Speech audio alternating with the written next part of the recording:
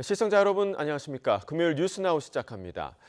서울의 아파트 가격이 상승세와 맞물려 주택담보대출을 중심으로 가계대출이 급증하자 금융당국이 긴급대책을 내놨습니다. 수도권에서 실거주 목적이 아닌 주담대를 전면 금지하고 주담대 한도도 최대 6억 원으로 제한하기로 했습니다. 취재기자 연결해서 자세히 알아보겠습니다. 류한홍 기자, 가계대출 급증을 잡기 위해서 대출 규제를 대폭 강화한다는 의미로 받아들여지는데 언제부터 시행되는 겁니까? 두 조치 모두 내일부터 시행됩니다. 금융당국은 주택담보대출이 가계부채 급증을 주도하는 만큼 수도권 주담대 규제를 대폭 강화하기로 했습니다. 금융위원회가 오늘 오전 관계기관과 함께 긴급 가계부채 점검회의를 열고 수도권의 실거주 목적이 아닌 주택 구입 수요 차단에 나서기로 했습니다. 2주택자가 추가 주택을 구입하거나 1주택자가 기존 주택을 처분하지 않고 추가 주택을 구입할 경우 주담대를 전면 금지하기로 했습니다. 또 수도권에서 주담대 한도도 최대 6억 원으로 줄이기로 했습니다. 고가 주택 구입에 과도한 대출 활용을 제한하겠다는 의미입니다. 수도권 주담대 대출 만기도 최대 40년에서 최대 30년 이내로 줄였습니다. 세입자 전세 대출을 주택 구입에 활용하는 소유권 이전 조건부 전세 대출 금지도 강화됩니다. 갭 투자를 막기 위해 은행별 자율 관리로 이루어지던 것을 수도권에서 전면 금지하기로 했습니다. 생활비 조달 목적의 주담대도 1주택자는 최대 1억 원까지로 제한하고 다주택자는 전면 금지합니다. 정책대출 한도도 축소되는데 주택 구입용 디딤돌 대출은 한도가 2억 5천에서 2억 원으로 5천만 원 줄어듭니다. 생애 최초 주택 구입용 주담대 LTV를 80%에서 70%로 강화해 주택가격 70%까지만 대출을 해주고 정책 대출에도 똑같이 적용하기로 했습니다. 수도권 전세대출 보증 비율도 90%에서 80%로 강화해 금융회사의 여신심사 강화를 유도하기로 했습니다. 금융당국은 현재 가계대출 규모가 1,800조 원에 달하며 이 같은 조치로 20조 원 정도 감소를 목표로 하고 있다고 밝혔습니다. 금융회사별 관리 목표 준수도 철저히 모니터링하고 다음 달부터 시행할 3단계 스트레스 DSR 규제 등 추가 조치도 철저히 준비하겠다고 강조했습니다. 지금까지 YTN 유환홍입니다. 네, 조금 전에 들어온 소식부터 좀 전해드리겠습니다. 서울 지하철 교대역에서 현재 열차가 무정차 통과를 하고 있다라는 소식이 들어왔습니다. 교대역 인근 공터에서 있는 배관, 가스 배관이 파손이 되면서 이 배관 파손으로 인해서 교대역 안으로 가스가 유입됐기 때문입니다. 그래서 서울교통공사는 교대역 2호선과 3호선이 현재 무정차 통과를 하고 있다라고 밝히고 있는데요. 인명피해는 현재까지는 없고요. 대피 인원은 알 수 없는 상황입니다. 지금 현재 교대역을 이용할 고객들은 다른 교통수단을 좀 고려해야 할 것 같습니다. 다시 한번 전해드리겠습니다. 서울 지하철 교대역에서 현재 열차가 무정차 통과를 하고 있는데 외부에 있는 가스 배관이 파손되면서 그 가스가 교대역 안으로 유입됐기 때문입니다. 관련 소식 들어오는 대로 자세히 전해드리겠고요. 이후에 취재기자 연결해서 더 자세한 소식 전해드리겠습니다.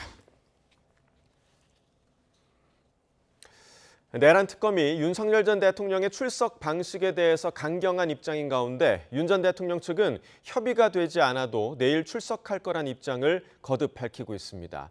민중기 특검의 조사 대상인 김건희 여사는 오늘 퇴원할 예정인데 김 여사 측은 특검 조사에 응하겠다는 입장이라고 조금 전에 공지했습니다.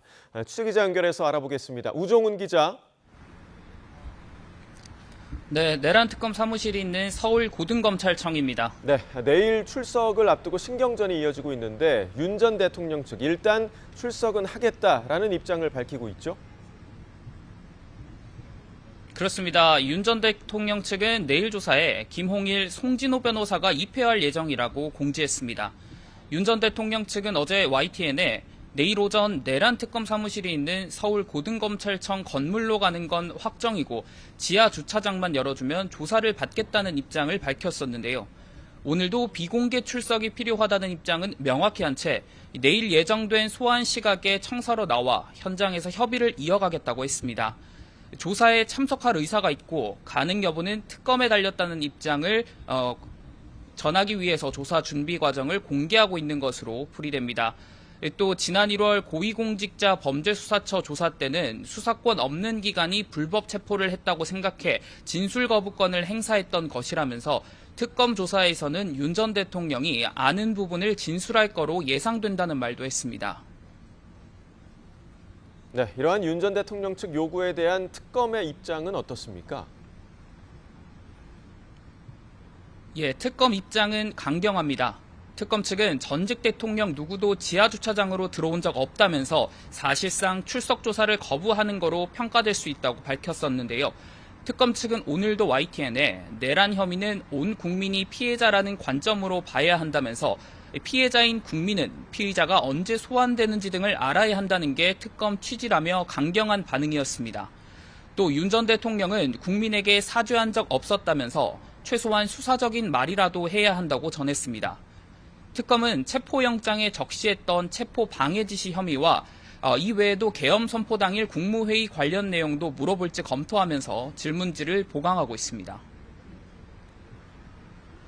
네, 또 김건희 여사 조사는 언제 이루어질지도 관심인데 김 여사가 오늘 퇴원한다고요? 네, 그렇습니다. 김건희 여사 측 변호인은 오늘 김 여사가 퇴원할 예정이라고 밝혔습니다. 다만 오늘 당장 김 여사가 변호인과 면담할 예정은 아닌 거로 전해졌습니다. 김 여사 측은 조금 전 입장도 냈는데요. 특검의 정당한 소환 요구에 응하겠다는 입장을 거듭 밝혔습니다. 또 비공개를 요청했다는 건 사실과 다르다면서 우선 특검의 소환 요청이 오면 시간과 장소를 협의할 것이라고 했습니다. 앞서 특검팀은 아직 김 여사 측에 출석을 요구한 건 없다면서도 원칙에 따라 소환 조사를 진행할 예정이라고 말했습니다. 또 공수처로부터는 임성근 전 해병대 1사단장과 조병로 경무관의 구명 로비 의혹 관련 자료도 넘겨받아 검토를 진행할 계획입니다. 지금까지 서울고등검찰청에서 YTN 우종훈입니다. 네, 오늘 오후 2시 국회 본회의가 열립니다. 6월 국회 안에 추경안을 처리하기 위해서 속도를 내는 건데요. 더불어민주당은 공석인 상임위원장을 선출하겠다는 계획인데 국민의힘은 예결위원장만 뽑고 나머지는 시간을 더 달라고 국회의장에 촉구했습니다. 국회 연결해서 들어보겠습니다. 임성재 기자. 네, 국회입니다. 네, 여야의 줄다리기가 참 길었는데 이 본회의 안건과 또 야당의 요구 사항을 좀 정리해 주시죠.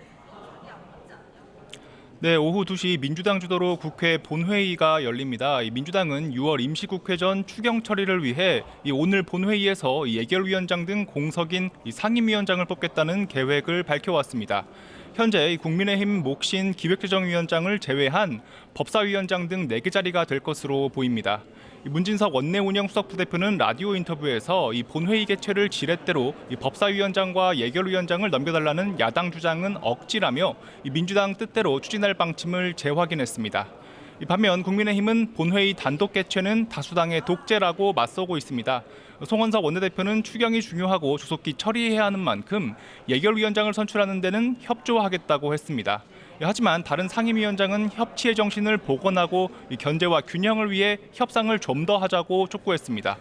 송 원내대표는 우원식 국회의장을 향해 이 본회의를 강행하더라도 이 상임위원장 선출 안건을 상정하지 말 것을 공식 건의한다고 촉구했습니다. 국민의힘은 오전 11시부터 의원총회를 열고 이 본회의 참석 여부를 포함한 향후 대응 전략을 모색하고 있습니다. 네, 또 내일 윤석열 전 대통령 특검 출석을 두고 여당에서는 날선 반응이 나왔다고요? 네, 민주당은 내란 특검의 비공개 출석을 요구하는 윤석열 전 대통령을 정조준했습니다. 김병기 당대표 직무대행 겸 원내대표는 윤 전 대통령을 겨냥해 이 민주주의를 유린한 자가 이 법의 보호를 받으려고 이 생떼를 쓰고 있다고 비판했습니다. 구속 취소 결정부터 체포영장 기각까지 사법부가 윤 전 대통령의 편을 들어준 것만 벌써 4번째라며 더는 특혜를 주지 말라고 힘주어 말했습니다. 내란 수계 윤석열에게 더 이상의 특혜는 사치이자 시간 낭비입니다. 아울러 내란 세력 부활이라는 국민의 우려를 불식시켜야 한다며 이 특검의 흔들림 없는 수사도 촉구했습니다. 국민의힘은 김민석 국무총리 후보자의 인준 문제를 고리로 이재명 대통령과 민주당을 싸잡아 비판했습니다. 송원석 원내대표는 민주당이 민심을 철저히 외면한 채 이재명 대통령의 의중, 즉 명심만 바라보며 이 거수기 역할에 몰두한다고 비판했습니다. 그러면서 민주당 청문위원들은 김 후보자 문제를 지적한 야당 청문위원을 향한 이 정치적 린치를 서슴지 않고 있다며 이 공식적인 사과를 요구했습니다. 명심만 명심하는 참으로 국민에게 부끄러운 모습입니다. 인사청문 특위 야당 간사인 배준영 의원도 김 후보자는 의혹에 대한 소명에 결국 실패했고 이 해명을 보자던 이 대통령도 묵묵부답이라고 지적했습니다.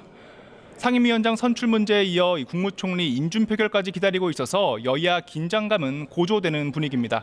지금까지 국회에서 YTN 임성재입니다. 네, 외부 가스 배관 파손으로 교대역에 가스가 유입돼 무정차 통과하고 있습니다. 일대가 매우 혼란스러운 상황이라고 하는데요. 현장에 취재 기자 나가 있습니다. 권준수 기자, 지금 현장에 있는 겁니까? 네, 저는 지금 서울 지하철 교대역에 나와 있습니다. 이 교대역 부근에 있는데요. 예. 우선 10번, 11번 출구 쪽, 그러니까 이제 교대역에서 서울중앙지방법원과 서울고등법원으로 향하는 길에 공터가 하나 있는데 그곳에서 이제 가스 누출 사고가 발생한 것으로 추정됩니다. 예, 지금 현재 상황 좀 더 자세히 전해주시죠. 네, 제가 아침에도 봤던 공터인데 이 공터에 지금 이제 가스관이 있었거든요. 이 가스관에 지금 가스관이 이제 뭔가 부서지면서 누출 사고가 일어난 것 같은데 우선 가스로 추정되는 연기 같은 것도 올라오고 있고요. 예. 우선 지금 소방차와 경찰차가 상당히 많이 와 있고 소방차가 한 8대 정도가 보이고 구급차도 보입니다. 예. 이제 교대역 사거리이기 때문에 지금 교통이 전면 통제되고 있고 특히 그 가스 누출 사고가 이제 발생한 거로 추정되는 쪽에는 이제 차선이 8차선까지 있는데 이곳이 전면 통제되고 있습니다. 예. 자, 사고가 발생한 시각은 언제쯤입니까? 네, 우선 소방에 신고가 들어온 건 10시 50분쯤입니다. 하지만 이제 재난 안전 문자가 온 거는 11시 반 정도로 제가 이제 받았는데요. 네. 이제 그 과정에서 이제 교대역이 무정차 통과를 한 것으로 보이고 또 이제 아까 말씀드린 것처럼 지금 1시간째 지금 이제 신고가 들어온 뒤로 조치가 이루어지고 있습니다. 예. 서울교통공사 직원들뿐만 아니라 이 에너지 서비스를 제공하는 SK 이노베이션 등의 직원들도 보이고 또 소방에서도 나와서 지금 이제 조치를 취하는 모습이 보입니다. 예. 자, 관련 조치는 사고 발생 직후에 바로 이루어진 겁니까? 네, 우선 그렇게 바로 사고 조치가 들어간 걸로 알고 있습니다. 지금 예. 이제 인부들이 나와서 그 공터에 있는 배관을 수리하는 모습이 보이고 있습니다. 예. 승객들은 모두 대피를 한 건지 궁금한데요. 어떻습니까? 네, 우선 지하철 승객들은 무정차 통과가 이루어지면서 이제 더 이상 이제 역에 있는 승객들은 없는 걸로 보이고요. 예. 또 이제 말씀해주신 대로 기존에 있던 승객들도 다 대피한 걸로 보입니다. 아. 또 지금 여기 서초동 이쪽 사거리가 또 워낙 사람들이 많이 다니는 곳인데 점심시간이라서 지금 통제가 이루어지고 있어서 사람들이 이렇게 돌아가는 모습도 보이고 있고요. 예. 특히 이제 이쪽이 법조단지다 보니까 이제 많은 분들이 아마 오시는 데 있어서 좀 통제 때문에 좀 이렇게 무단 횡단을 해서 크게 돌아가시는 모습도 보이고 있습니다. 예. 일대 교통이 통제되고 있으면 버스로 환승한다거나 하는 것도 좀 어렵겠네요. 네, 기존에 여기 버스가 많이 다니던 곳인데 지금 예. 아예 교통이 전면 통제돼서 버스가 다니는 걸 볼 수가 없고요. 예. 아마 버스도 우회해서 지금 예를 들면 이제 서초역에서 강남역 가는 방향은 또 이제 이 차선이 넓은데도 불구하고 버스가 전혀 다니지 않고 있습니다. 따라서 원래 이쪽에 버스가 많이 다니지만 지금 전혀 이제 보이지 않고 있기 때문에 아마 우회해서 가는 거로 보입니다. 예. 그 지하철 객차 안으로 가스가 유입되거나 한 건 아직 파악되지 않은 거죠? 우선 서울교통공사 측에서는 이제 교대역 안으로 가스가 어느 정도 좀 들어오는 거로 보여서 지금 예. 조치를 취한 거로 알고 있습니다. 아, 역사 안으로는 유입이 됐지만 객차 안에까지는 유입되지 않은 상황인 거죠? 네네, 그거는 지금 아직 파악이 되지 않아서 저희 사회부에서 자세한 소식 취재되는 대로 다시 전해드리도록 하겠습니다. 예. 자, 외부에 가스 배관이 파손됐다고 하는데 이 파손된 곳은 어딘지 파악이 됐습니까? 네, 앞서 말씀드린 대로 교대역 10번, 11번 출구 쪽에 이제 작은 공터가 있습니다. 그 공터가 이제 기존에 어떤 건물이 있었던 자리로 보이는데 네. 지금은 이제 아무것도 자리가 잡혀 있지 않고 정말 그냥 맨 땅입니다. 다만 이제 그 가스관이 아침에도 제가 출근하는 길에 봤었는데 그 부근에서 지금 사고가 일어난 것 같습니다. 인부들이 지금 조치를 취하고 있는데 가스로 추정되는 연기가 많이 올라오고 있고 지금 냄새도 매우 심각합니다. 흔히 말하는 그 저희가 이제 뭐 고기를 구울 때 쓰는 어떤 그런 부탄가스가 새는 것처럼 예. 또 냄새가 지금 많이 심해서 사람들이 마스크를 쓰고 다니는 모습도 보이고요. 예, 지금 이렇게 인상을 찡그리면서 길을 돌아다니는 분들도 보입니다. 그러면 역사 안뿐만이 아니라 그 일대 지상에 있는 사람들도 좀 그 근방을 좀 피해야겠네요. 맞습니다. 제가 지금 그 가스 누출이 발생한 거로 추정된 장소에서도 지금 한 300m, 200m 정도 좀 떨어져 있는 장소인데도 냄새가 매우 심각합니다. 저도 원래 아까는 가까이 갔었다가 예. 지금 통제가 이루어지면서 좀 거리를 둔 상태고요. 사람들마다 지금 냄새가 너무 심하다면서 마스크를 꺼내서 쓰는 사람도 보이고 다들 좀 피해가야겠다는 생각 때문에 되게 지금 한적한 상태입니다. 일대 인원 통제 같은 것도 이루어지고 있습니까? 지상에서?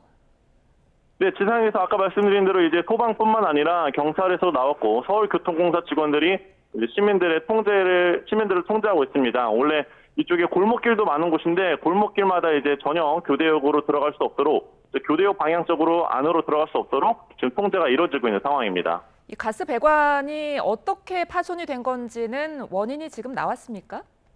아직 원인은 나오지 않았습니다. 다만 제가 멀리서 봤을 때도 이제 어쨌든 인부들이 작업을 하는 모습만 보았고 지금 현재 원인은 추정되지 않지만 아까 말씀드린 대로 이제 공터에서 저도 이제 가스관을 봤기 때문에 예. 그 가스관이 이제 어느 정도 튀어나와 있던 모습이 보였어서 아마 그쪽에서 사고가 나지 않았을까 저도 개인적으로는 추정하고 있습니다. 다만 정확한 원인은 밝혀지지 않았기 때문에 저희가 예. 취재되는 대로 다시 전해드려야 될 것 같습니다. 예.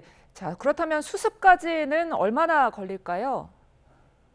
지금 수습까지는 아무래도 좀 상당한 시간이 소요될 거로 보이는데요. 예. 이제 서울교통공사 측에서도 이게 외부 누출 사고이다 보니까 이제 외부 업체가 어느 정도 빨리 이제 수습을 하느냐에 따라 달려 있다고 말했습니다. 예. 따라서 이제 좀 시간 경과는 좀 지켜봐야 될 것 같습니다. 네. 자, 외부에서 파손이 됐는데 역사 안까지 지하로 들어간 거면 누출의 상황이 좀 심각하다고 봐야 되는 걸까요? 제 개인적으로는 저도 이 정도의 가스 누출 사고는 처음 보는데요. 이게 냄새가 예. 정말 아까 말씀드린 대로 200~300m 거리까지도 충분히 납니다. 이제 가스 냄새가 이제 당연히 좀 악취라고 볼 수 있기 때문에 사람들마다 좀 인상 찡그리고 마스크 쓰고 다니고 있고 또 가스가 새는 모습 같이 공기가 이제 흐린 공기가 이렇게 계속 올라오는 모습이 보입니다. 따라서 이제 주변에 교대역을 혹시나 지나가시거나 하신 분들은 주의하셔야 될 것 같습니다. 예. 자, 그렇다면 오늘 지금 가스역 배관 파손으로 인한 교대역 무정차 상황 다시 한번 상황을 정리해 주실까요? 네, 오늘 10시 50분쯤에 신고가 들어왔습니다. 교대역 부근 공터에서 이제 가스 누출 사고가 발생한 것 같다는 신고가 들어왔고요. 이후에 한 20~30분쯤이 지나서 서울 교대역 지하철 3호선과 2호선이 다니는 교대역에서 무정차 통과가 이뤄졌습니다.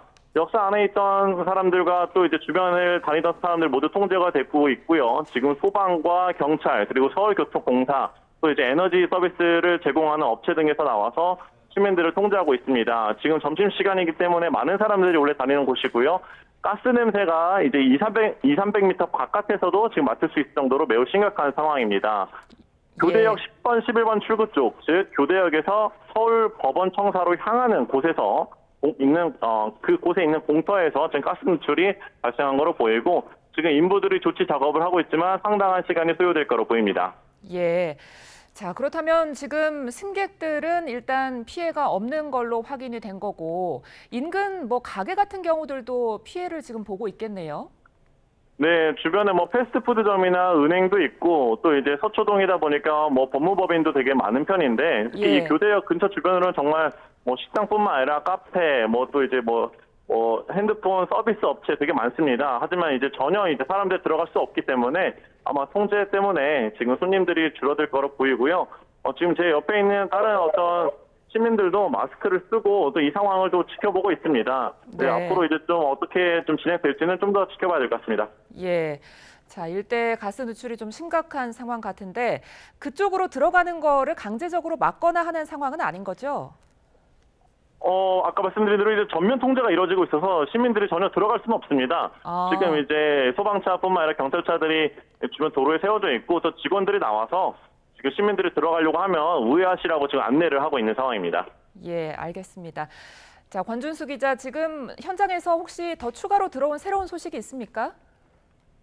네, 지금 교통 통제가 차츰 이제 풀리는 모습도 보이는데요. 우선 사고가 예. 난 지점이 10번, 11번 출구 쪽이라서 이제 서초역에서 강남역으로 가는 방향은 아예 통제가 이루어지고 있고요. 그 다음에 이제 서울 법원단지에서 오히려 남부터미널로 가는 방향 쪽, 그러니까 이제 우리가 생각했을 때 북쪽에서 남쪽으로는 방향의 도로는 지금 풀려 있어서 차들이 다니는 모습이 보입니다. 다만 이제 서초역에서 강남역 쪽 가는 방향, 또 이제 강남역에서 서초역 쪽으로 가는 방향, 이 일대는 지금 통제가 이루어지고 있다는 사실 한번 다시 전해드리겠습니다. 예, 자, 권준수 기자는 추가로 소식이 들어오면은 또 다시 한번 연결해 보겠습니다. 고맙습니다. 네. 자, 네. 조금 전에 이제 권준수 기자 통해서 들으신 것처럼 오늘 오전 10시 47분쯤 서울 서초구 지하철 2호선 교대역 11번 출구 인근 공사 현장에서 굴착기가 가스배관을 뚫는 사고가 나면서 이로 인해서 이 가스가 교대역을 지나는 지하철 2, 3호선 교대역에 영향을 주면서 모두 지금 현재 열차가 무정차 통과 중입니다. 이번에는 제보자를 연결해서 좀 이야기를 들어보도록 하겠습니다. 자, 이다혜님 연결돼 있으십니까? 예, 안녕하세요. 네, 안녕하십니까. 자, 지금 그 목격자께서는 현장에 계신 겁니까? 예, 그 교대역에서 잠깐 제 개인 사정으로 외출할 일이 있어가지고 지하철을 타러 들어갔는데 이제 소방관님들이 이제 교대역에 진입을 못하게 막고 계셨고 예. 그 근처 건물에서 사람들이 이제 소방관님들 안내 받아서 대피하고 있던 상황을 목격했습니다. 네, 자, 상황이 좀 혼란스러웠던 것 같은데 당시에 가스 냄새는 어느 정도였나요? 근데 그 가스라고 처음에 생각을 못하고 이제 처음에는 불이 났구나 생각을 해서 그냥 매캐하구나 이 정도 생각하고 서초역까지 걸어가서 이제 지하철을 탔는데 타고 나서 이제 지하철역 안내 방송에서 이제 가스였다고 하시니까 조금 화재랑 연기랑 좀 달랐구나 그 생각은 했었습니다. 예, 그러면 현장의 통제에 따라서 바로 그 출구 밖으로 바로 나오신 겁니까? 저는 교대역 자체를 들어가지는 못하고 예. 이제 폴리스 라인이 쳐져 있어서 이제 안내 받아서 이제 돌아서 서초역으로 이제 들어가서 지하철을 타게 되었습니다. 그 당시 현장에 소방대원들은 있었습니까? 네, 엄청 많이 계셨고 계속 이제 그 소방관님들이랑 이제 경찰관님들이 이제 오고 계셨고 그래서 교통 통제도 하시고 이제 교대역 들어가려고 하시는 분들을 이제 못 들어가게 막으시고 이제 건물 안에 이제 계신 분들 다 대피시키시고 하셨었어요. 예, 저희가 이제 조금 전에 그 현장에 나가 있는 기자 연결했을 때는 네. 교대역 일대가 정말 가스가 누출이 된 게 눈에 보일 정도로 약간 뿌연 느낌도 있었다. 이런 얘기도 들었는데 이다희님 보시기에는 좀 어떠셨습니까? 제가 이제 서초역으로 이제 막 이제 처음에 그 현장을 발견했을 때는 그렇게까지 뿌옇진 않았는데 예. 서초역으로 들어가려고 하면 할수록 이제 좀 자욱해지는 걸 저도 확인은 했어요. 주변에 뭐 건물이나 시설로 대피하라거나 어떤 대피 네네. 지침 같은 것도 현장에서 잘 이루어졌습니까? 네, 그래서 저도 안내를 바로 받아가지고 이제 서초역으로 올 수 있었던 것 같아요. 절대 이제 그 주변에 못 가게 소방관님들이 이제 오지 마세요 이런 식으로 이제 안내를 하셔가지고 예. 이제 돌아서 가세요. 그래서 저도 이제 보다 보니까 여기 뭔가 일이 있구나 해서 저도 서초역까지 바로 걸어갈 수 있었어요. 예, 아까 그 교대역 네. 입구 쪽에서 대피하는 시민들을 보셨다라고 하셨는데 좀 대피 과정 자체는 좀 질서 있게 잘 이루어졌나요? 어떻게 보십니까? 네, 그렇게 저는 건물 안에서 이제 밖으로 나오시는 분들을 봤는데, 예. 이제 소방관님들이 이제 안내하는 대로 이제 침착하게 나오시면서 이제 뭐 부랴부랴 뛰어나오신다든지 당황하신다든지 이러시진 않으셨던 것 같고, 그래서 이제 그 상황 파악하시면서 그냥 그렇게 이렇게 부산스럽지는 않았던 것 같아요. 좀 침착하게 대응해 주셨던 것 같아요. 예. 일대 교통이 지금 통제되고 있는 상황이라고 하던데 다른 네네. 교통수단으로 뭐 갈아타거나 하는 데는 문제가 없으셨습니까? 교대역에 저는 이제 지하철만 타게 돼가지고 그런데 이제 교대역에서 정차하시는 분들은 불편하실 것 같고 그런 게 아니라면은 저는 다른 역에서 내렸기 때문에 그 부분은 크게 불편하지 않은데 교대역에 내리셔야 될 분들은 좀 당황하실 것 같긴 했었어요. 자, 그럼 이다희님도 아마 그 부근에서 그 네네. 누출된 가스를 약간은 좀 마셨을 수도 있고요. 그런 냄새를 계속 맡으셨을 텐데 뭐 신체적으로 좀 이상이 있는 걸 느낀다거나 하는 부분은 없으십니까? 저는 워낙 초반에 이제 피해서 이제 서초역으로 들어왔기 때문에 이제 저는 이제 크게 이제 느끼는 건 없는데 그 주변에 오래 계시는 분들은 어떠실지는 저도 염려는 됩니다. 자, 현장에서 뭐 가스 유출 정보라든지 현장 상황에 대한 정보는 좀 전달 받으신 게 있으셨나요? 그거는 이제 워낙 대피를 먼저 빨리 말씀을 하셔가지고, 예. 저도 지하철에 타서 안내방송을 듣기 전까지는 가스인지 이제 불이 나서 연기가 난 건지는 알 수는 없었어요. 지하철 타자마자 바로 안내방송으로 듣게 되었어요. 예, 아마 이제 이런 상황을 접하신 게 이제 흔한 상황은 절대 아니실 텐데 이렇게 딱 지금 뭐 사람들이 대피하는 모습 혹은 소방관들이 이렇게 통제하는 모습을 보셨을 때 좀 어떤 느낌이 드셨습니까? 이제 그 바로 근처 건물에서 이제 사람분들이 대피하실 때는 그래도 초반에 빨리 대피시켜 주셔서 이제 다행이다라는 생각을 했던 것 같아요. 이게 가스라고 얘기를 듣고 나니까 예. 대피를 되게 빨리 해주셔서 그 건물 근처 건물에 이제 병원도 있고 이제 어르신들도 계셨는데 그래도 너무 늦게 대피하지 않고 이제 빠르게 이제 퇴신하실 수 있어가지고 그 부분은 다행이라고 생각을 했던 것 같습니다. 자, 뭐 이다혜님을 비롯해서 주변에 있던 인원들이 허둥지둥한다거나 뭐 이렇게 네네. 대피하기 위해서 좀 소란이 있다거나 그런 상황은 없었나 보네요. 소란까지는 아닌데 예. 그 교대역에 이제 별 생각 없이 들어가려고 이제 저랑 같이 이제 교대역 11번 출구로 내려가시던 분들은 이제 일단은 이제 대피하세요 이렇게만 말씀하시니까 이제 좀 갑자기 돌아서 어디로 가야 되지 이렇게 좀 이제 헤맸던 거는 있었어요. 예. 자, 그러면 그 이다혜님 지금은 어디에 계십니까? 그거는 제 개인 사정이어가지고 예. 그렇게까지 말씀드리는 그 현장에서는 지금 벗어나신 거죠? 멀리 떨어진 곳에 있습니다. 네. 예. 예, 알겠습니다. 오늘 모쪼록 더 추가 피해 없으시길 바라겠고요. 예. 예, 자, 지금 놀라셨을 텐데 좀 진정하시고 자, 오늘 전화 연결해 주셔서 고맙습니다. 예, 감사합니다. 자, 이어서 전문가 연결해서 좀 들어보겠습니다. 함은구 을지대학교 안전공학전공 교수님 연결돼 있습니다. 교수님 안녕하십니까? 네, 안녕하십니까? 네, 교수님 저희가 뭐 갑작스럽게 지금 이런 사고가 교대역에서 발생했다라는 소식을 지금 전해드리고 있는데요. 자, 이렇게 외부로 가스가 이렇게 많이 누출되는 사고 좀 빈번히 일어날 수 있는 사고입니까? 어떻게 보십니까? 빈번히는 아니지만요. 예. 이제 충분히 이제 가능성이 있는 그런 상황이라고 할 수가 있겠고요. 지금 이제 제가 그 보도상으로만 보면 그 외부 배관이 파열이 되면서 실제로 이제 지하철 그 교대 역사 쪽으로 가스가 누출이 된 걸로 이렇게 파악을 하고 있는데요. 지금 알려진 거로는 이제 도시가스 배관인 걸로 알려져 있고요. 만약에 이제 이게 도시가스 배관에 의한 가스 누출이라고 한다면 도시가스는 메탄이라고 하는 가스가 주성분이거든요. 예. 이제 보통 이제 메테인이라고 하는 이 메탄가스가 주성분이 되고요. 이 메탄가스는 우리가 이제 알고 있는 이제 소위 말하는 이제 부탄이나 프로판과 같은 가스보다는 비중이 가벼워요. 그러니까 무슨 말씀이냐면 공기보다 가볍기 때문에 메탄 같은 경우에는 이제 실제로 이제 바닥에 깔리는 게 아니라 이제 위쪽으로 거동을 하는 그런 특성을 보여주고 있거든요. 예. 그래서 다른 가스들보다는 아마 이제 지하철 역사 안에 들어가면 그래도 이제 이게 지하 공간이기 때문에 가스 배출이라든가 이런 것들이 원활하지 않은 그런 공간이라고 할 수가 있겠고요. 여러 가지 이제 정확한 이제 정보를 좀 봐야 되겠지만 결국은 이제 이 메탄가스를 빨리 확산을 시켜가지고 가스 배출이 이루어져야 될 것 같고요. 예. 만약에 이제 이 메탄가스가 이렇게 이제 그 체류가 되는 공간 안에, 그러니까 이제 가장 무서운 게 밀폐된 공간이거든요. 그러니까 예.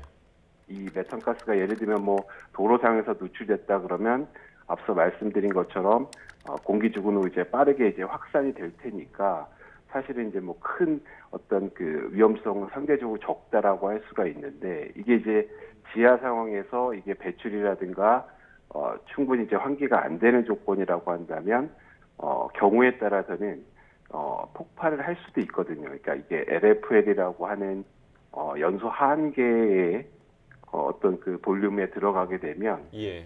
점화원이라든가 이런 것들이 존재했을 때 폭발할 수 있는. 그래서 과거에 아마 그 기억하실지 모르겠지만 이제 그 예전에 그 아현동 그 가스 그 지하철 공사하는 예. 그 현장에서 폭발 사고가 있었죠. 그때는 이제 지하철 공사를 하면서 배관을, 도시가스 배관을 건드리면서 말씀드린 것처럼 이제 그 소위 말하는 폭발 범위 안에 가스 누출이 되면서 예.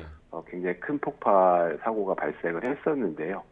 네. 지금 뭐 여러 가지 조건에서는 아마 이제 당국에서 이런 것들을 이제 좀 차단을 하고, 이제 보통 이제 주변에 이제 정확기라는 시설들이 있습니다. 가버너라고 하는 시설들이 있어서 아마 이제 뭐 빠르게 그런 그 밸브를 잠궜을 거고요.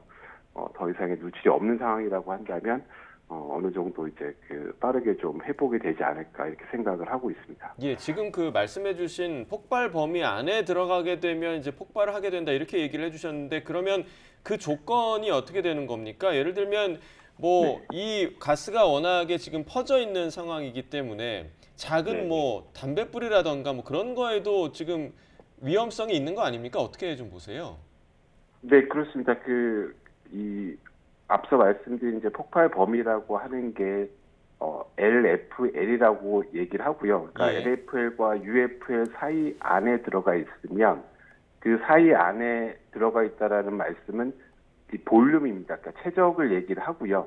예컨대 이제 메탄 같은 경우에 한 2.1% 정도로 제가 기억을 하고 있는데, 이제 좀 정확한 건 찾아봐야 되겠지만요. 예. 그러니까 공기 중에 볼륨이 그 2.1% 정도만, 그 정도의 농도로만 존재를 해도 지금 말씀하신 것처럼 여러 가지 뭐 전기 스파크라든가 담뱃불이라든가 이런 점화원에 의해서 폭발할 수 있는 가능성이 굉장히 높은 거죠. 예. 그러니까 이제 LFL이 낮으면 낮을수록, 다시 말씀드리면 뭐 굉장히 아주 2.1%의 부피만 그 농도만 같더라도 실제로 이제 그 플레머블 리미트에 들어가니까 뭐 그런 부분들로 따지면 이렇게 그 환기가 안 되고 이런 그 밀폐된 공간이라고 한다면 폭발의 위험성은 이제 굉장히 높다라고 볼 수 있는 거죠. 예. 자, 그런 상황까지 가지 않아야 할 텐데, 오늘 그 사고 주변 일대를 지나다가 이 가스를 흡입한 분들은 그 정도 양이면은 뭐 인체에 큰 걱정은 없는 수준인 걸까요? 그래서 그 정확하게 제가 어느 정도의 볼륨으로 그 노출이 됐는지 이제 아직 그 정확한 정보는 없는데, 그러니까 지금 말씀드린 대로 이런 그 뭐 메탄이라든가 이런 이제 기체들은 그 폭발성에 대한 그 가연성에 대한 문제도 있고, 또 나름의 이제 그 독성에 대한 부분들도 있지만, 지금 이제 또 이제 인체 그 노출이 되면서 그러니까 가장 우려가 되는 거는 이제 사실은 이런 그 메탄이나 이런 기체가 농도가 증가하면 산소 농도가 떨어지는 것이 문제거든요. 예. 근데 이제 그 정도의 조건은 아니었을 거라고 이제 판단이 되고요. 그러니까 일명 이제 이제 어떤 방향적 탄화수소나 이런 그런 기체에 들어가니까 뭐 인체에 미친 영향이 이제 대표적으로 이제 중추신경 마비를 한다던가 뭐 이제 그래서 이제 과거에 이제 부탄이나 뭐 이런 것들이 과거 이제 어떤 비행 청소년들이 이렇게 이제 그 가스를 흡입해가지고 환각에 이르는 뭐 그런 조건들도 있었거든요. 그래서 그러한 정도의 인체 영향이 있을 거다라고 이제 보여지는데 아마 이제 단시간에 짧게 노출된 정도라고 한다면 크게 이제 문제가 되지는 않을 걸로 보여집니다. 네.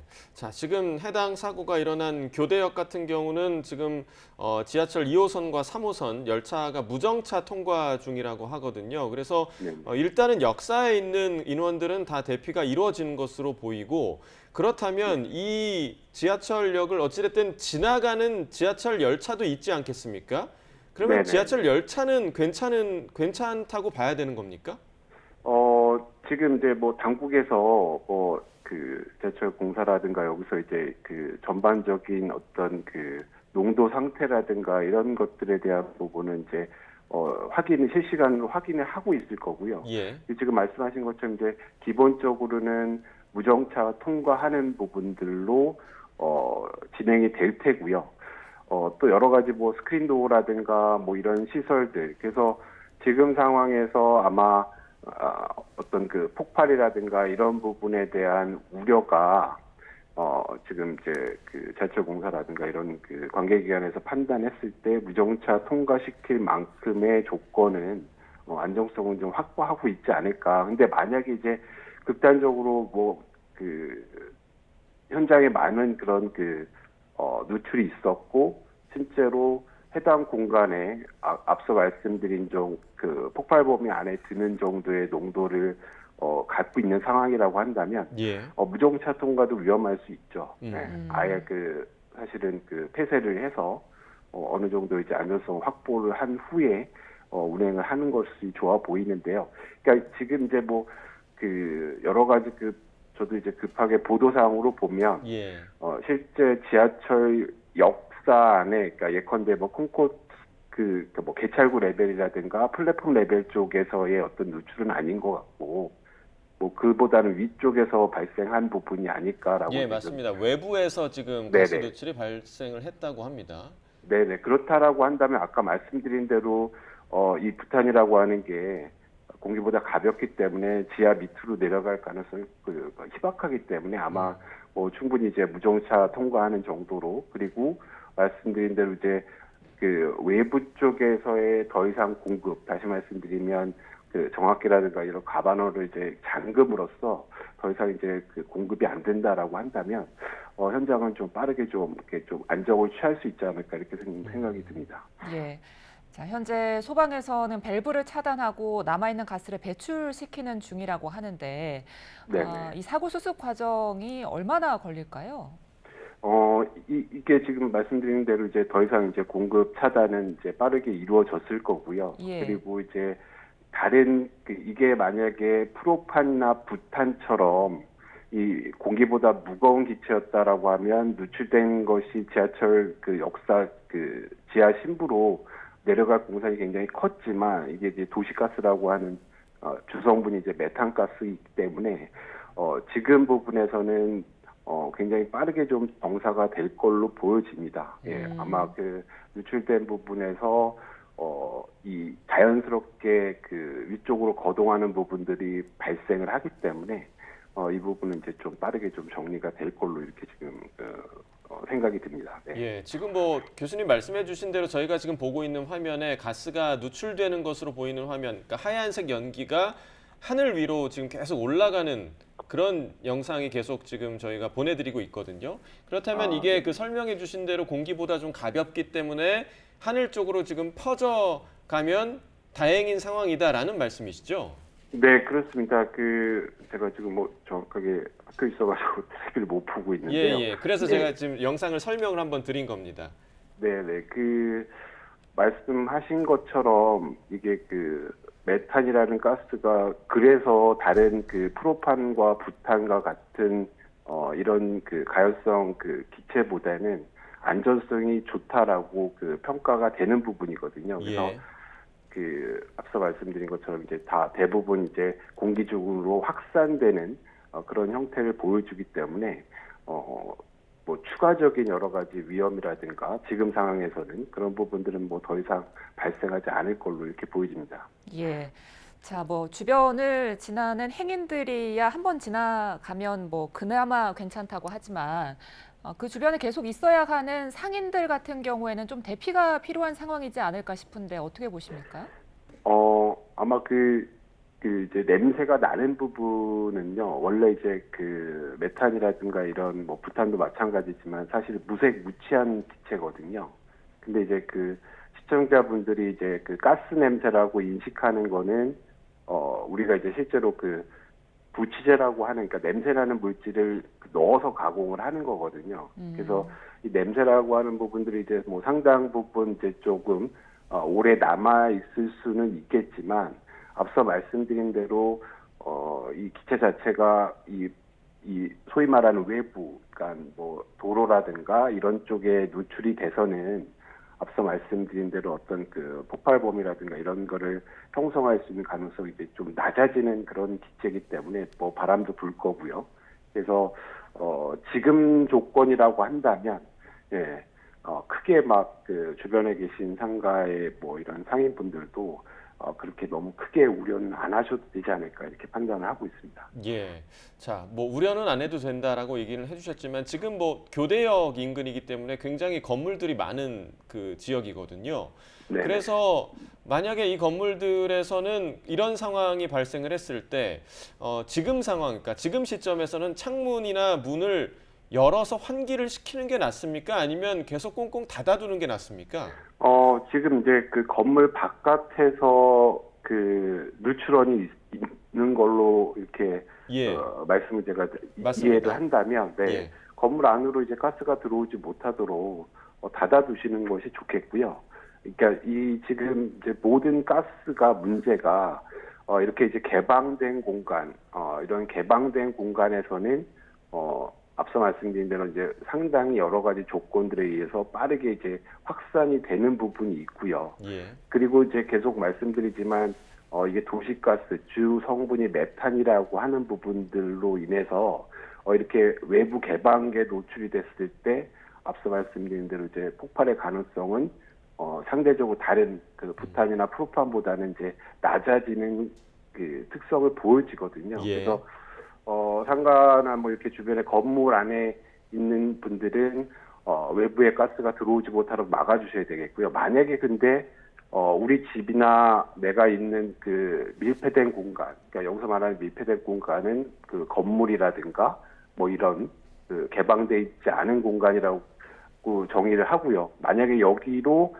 상당 부분 가스가 들어왔다 이미, 그럼 이제 굉장히 위험한 조건이 되는 거죠. 그 공간에 대해서는. 예. 네, 그래서 그런 부분들을 조금 판단을 좀 해주시는데, 지금 뭐 더 이상의 어떤 그 추가적인 누출이나 이런 부분들이 없다라고 한다면, 지금 조건에서는 어느 정도 좀 빠르게 그 확산이 되면서 가스 냄새라든가 이런 것도 이제 빠르게 좀 희석이 될 거고요. 제가 이제 한 가지 좀 추가로 말씀드리면, 그 만약에 이게 우리가 이제 자동차 그 충전소와 같은 그 이런 충전소에서 누출된 가스다. 그럼 이제 그 가스들은 부탄이 주성분이거든요. 그러면 이제 부탄은 공기보다 무겁기 때문에 실제로 바닥에 계속 가라앉아서 확산이 안 될 가능성이 굉장히 높습니다. 그래서 과거 이제 익산에서 충전소 폭발 사고도 이 충전소 바깥에 개방된 공간에 가스가 누출이 됐다가 해당 가스가 이제 그 폭발을 일으켰던 그런 사례들도 있는데요. 지금 이제 이 경우에는 이제 반대의 경우이기 때문에 어느 정도의 좀 안전성은 좀 지금 상황에서는 충분히 좀 확보를 하고 있지 않을까 이렇게 보여집니다. 자, 그렇다면 우리가 이런 가스 누출 사고에 직면했을 때 대처 방법은 또 어떤지 궁금한데요. 뭐 마스크가 있다면 좋겠지만 만약에 없을 경우에는 뭐 옷가지 같은 걸로 뭐 코를 막는다던가 이런 것도 좀 도움이 되겠습니까? 뭐 아주 그 직접적인 뭐 도움은 크게 안 될 수 있지만 뭐 그냥 이렇게 호흡을 하는 것보다는 그 도움이 될 거고요. 그러니까 지금 이제 이 가스라고 하는 부분들이 결국은 이제 그 호흡이라든가 이런 부분에 뭐 인체에 어떤 그 영향을 주는 요인도 있지만 가장 이제 무서운 거는 그 화재라든가 폭발 형태로 발생을 하는 부분이거든요. 그래서 그런 부분들이 발생을 했다라고 한다면 뭐 이런 그 소위 말하는 그 어떤 그 점화원으로 될 수 있는 뭐 스파크라든가 아니면 뭐 아까 얘기한 뭐 그 불꽃을 킨다든가 뭐 이런 것들을 하지 않고 빨리 해당 공간에서, 그러니까 어떤 그 건물 안이나 뭐 이런 공간에 계셔서 그 건물 안으로 가스가 유입되는 조건이라고 한다면 예. 빨리 이제 그 건물 바깥으로 안전한 곳으로 좀 나가주시는 것이 도움이 되겠고요. 그리고 이제 뭐 그런 그 마스크라든가 이런 부분들 활용하는 부분들보다는 빨리 해당 공간에서 좀 벗어나야지. 떨어지는, 네네. 예. 그게 더 우선이 돼야 될 걸로 이렇게 보여집니다. 네. 자, 이번 사고가 일어난 원인과 관련해서는 조금 더 뭐 조사가 필요하긴 하겠지만 지금 그 교대역 인근의 공터에 노출돼 있던 도시가스 배관을 네. 굴착기가 뚫으면서 이 지금 네네. 가스 누출 사고가 일어났다. 이렇게 또 소식이 전해지고 있거든요. 네네네. 이 상황에 대해서는 좀 어떻습니까? 그러니까 도시가스 배관이 이렇게 바깥으로 아예 외부에 이렇게 대놓고 노출이 돼 있는 상황부터가 좀 문제가 아닐까요? 좀 어떻게 보시나요? 네, 그렇습니다. 우리나라 이 법상 이렇게 그 배관이 뭐 노출이 되거나 뭐 이러면 이 배관을 보호하는 시설들을 반드시 설치하도록 되어 있습니다. 근데 예. 지금 앵커께서 말씀하신 것처럼 뭐 이제 뭐 특정한 이제 공터라고 얘기를 하시니까 아마 이제 뭐 공사 중이었거나 아니면 이제 공사를 위해서 어느 정도 이제 그 노출이 됐던 배관으로 이렇게 그 읽히는데요. 그러니까 예. 당연히 지금 현재 예컨대 굴착 공사라든가 아니면 이런 장비를 이용하는 공사를 할 때는 지금 뭐 도시가스 배관은 물론이고 뭐 여러 가지 뭐 수도관이라든가 특히 이제 도시가스 배관에 대해서는 실제로 공사를 하기 전에 어떻게 이제 배관이 지나가고 어떻게 노출이 돼 있는지를 다 따지고 거기에 맞게 작업을 하도록 되어 있고요. 지금 예. 말씀하신 것처럼 당연히 해당 배관을 보호하는 이런 시설들을 설치하거나 아니면 뭐 임시적으로라도 그런 부분들을 또 보호하고 여기에 도시가스 배관이 있다라고 하는 부분들도 반드시 좀 표시가 되도록 이렇게 규정을 가지고 있거든요. 그래서 이 부분을 조금 간과하지 않았나 뭐 이렇게 좀 보여집니다. 예. 자, 지금 소방에서는 밸브를 차단하고 남아있는 가스를 배출시키는 중이라는데 이런 대처는 좀 적절하다고 보십니까? 네, 그렇습니다. 보통은 이제 배관이 이제 뭐 여러 가지 뭐 원인을 알 수 없는 조건에 의해서 파열이 되면 갑자기 이제 그 압력이 떨어지게 되거든요. 그럼 예. 이제 그런 압력이 떨어지는 것들을 실제로 센싱해가지고 차단하거나 이런 안전성 설비들도 구비를 하고 있습니다. 그래서 아까 말씀드린 대로 우리가 이제 그 동네마다 이렇게 보면 그 정압기라고 해서 실제로 가정으로 들어가는 그 도시가스의 압력을 맞춰주는 이런 그 군데군데 시설들이 있거든요. 그래서 여기서 이제 어느 정도 이제 기본적인 부분에 대한 제어라든가 뭐 이런 것들을 할 수가 있겠고요. 그래서 아마 소방에서도 가스안전공소나 이런 그 기관들과 함께 해서 그런 부분들 이제 차단을 하고 뭐 대부분의 이제 이런 그 배관 설비나 가스 설비들은 굉장히 많은 그 밸브를 갖고 있습니다. 그래서 특정 부분 문제가 되는 부분들은 아마 빠르게 잠기게 될 거고요. 그런 부분들을 선행적으로 취하면서 지금 뭐 가스라든가 그러니까 결국은 이제 신선한 공기를 인위적으로 더 많이 불어준다든가 그래서 희석을 시킨다든가 뽑아낸다든가 뭐 이런 방법을 통해서 대응을 할 수 있을 걸로 보여집니다. 예, 자 하문구 을지대학교 안전공학전공 교수와 지금 교대역 가스 누출 상황 함께 이야기 나눠봤습니다. 교수님 오늘 말씀 고맙습니다. 네, 고맙습니다. 네, 자 이번에는 지금 사회부 연결해서 교대역 현장 상황 다시 한번 좀 전해 듣도록 하겠습니다. 정현우 기자, 지금 어떤 상황입니까? 네, 지금 저희 아까 속보부터 계속해서 전해드리겠습니다. 예. 지하철 교대역에서 무정차 통과를 열차들이 하고 있고요. 외부가스 배관이 파손되면서 인근 현장은 완벽하게 통제가 되고 있는 모습을 볼 수가 있습니다. 교대역 쪽으로 들어가는 입구 쪽에는 지하철 입구 쪽이죠. 이쪽에는 모두 경찰 통제선이 쳐져 있고요.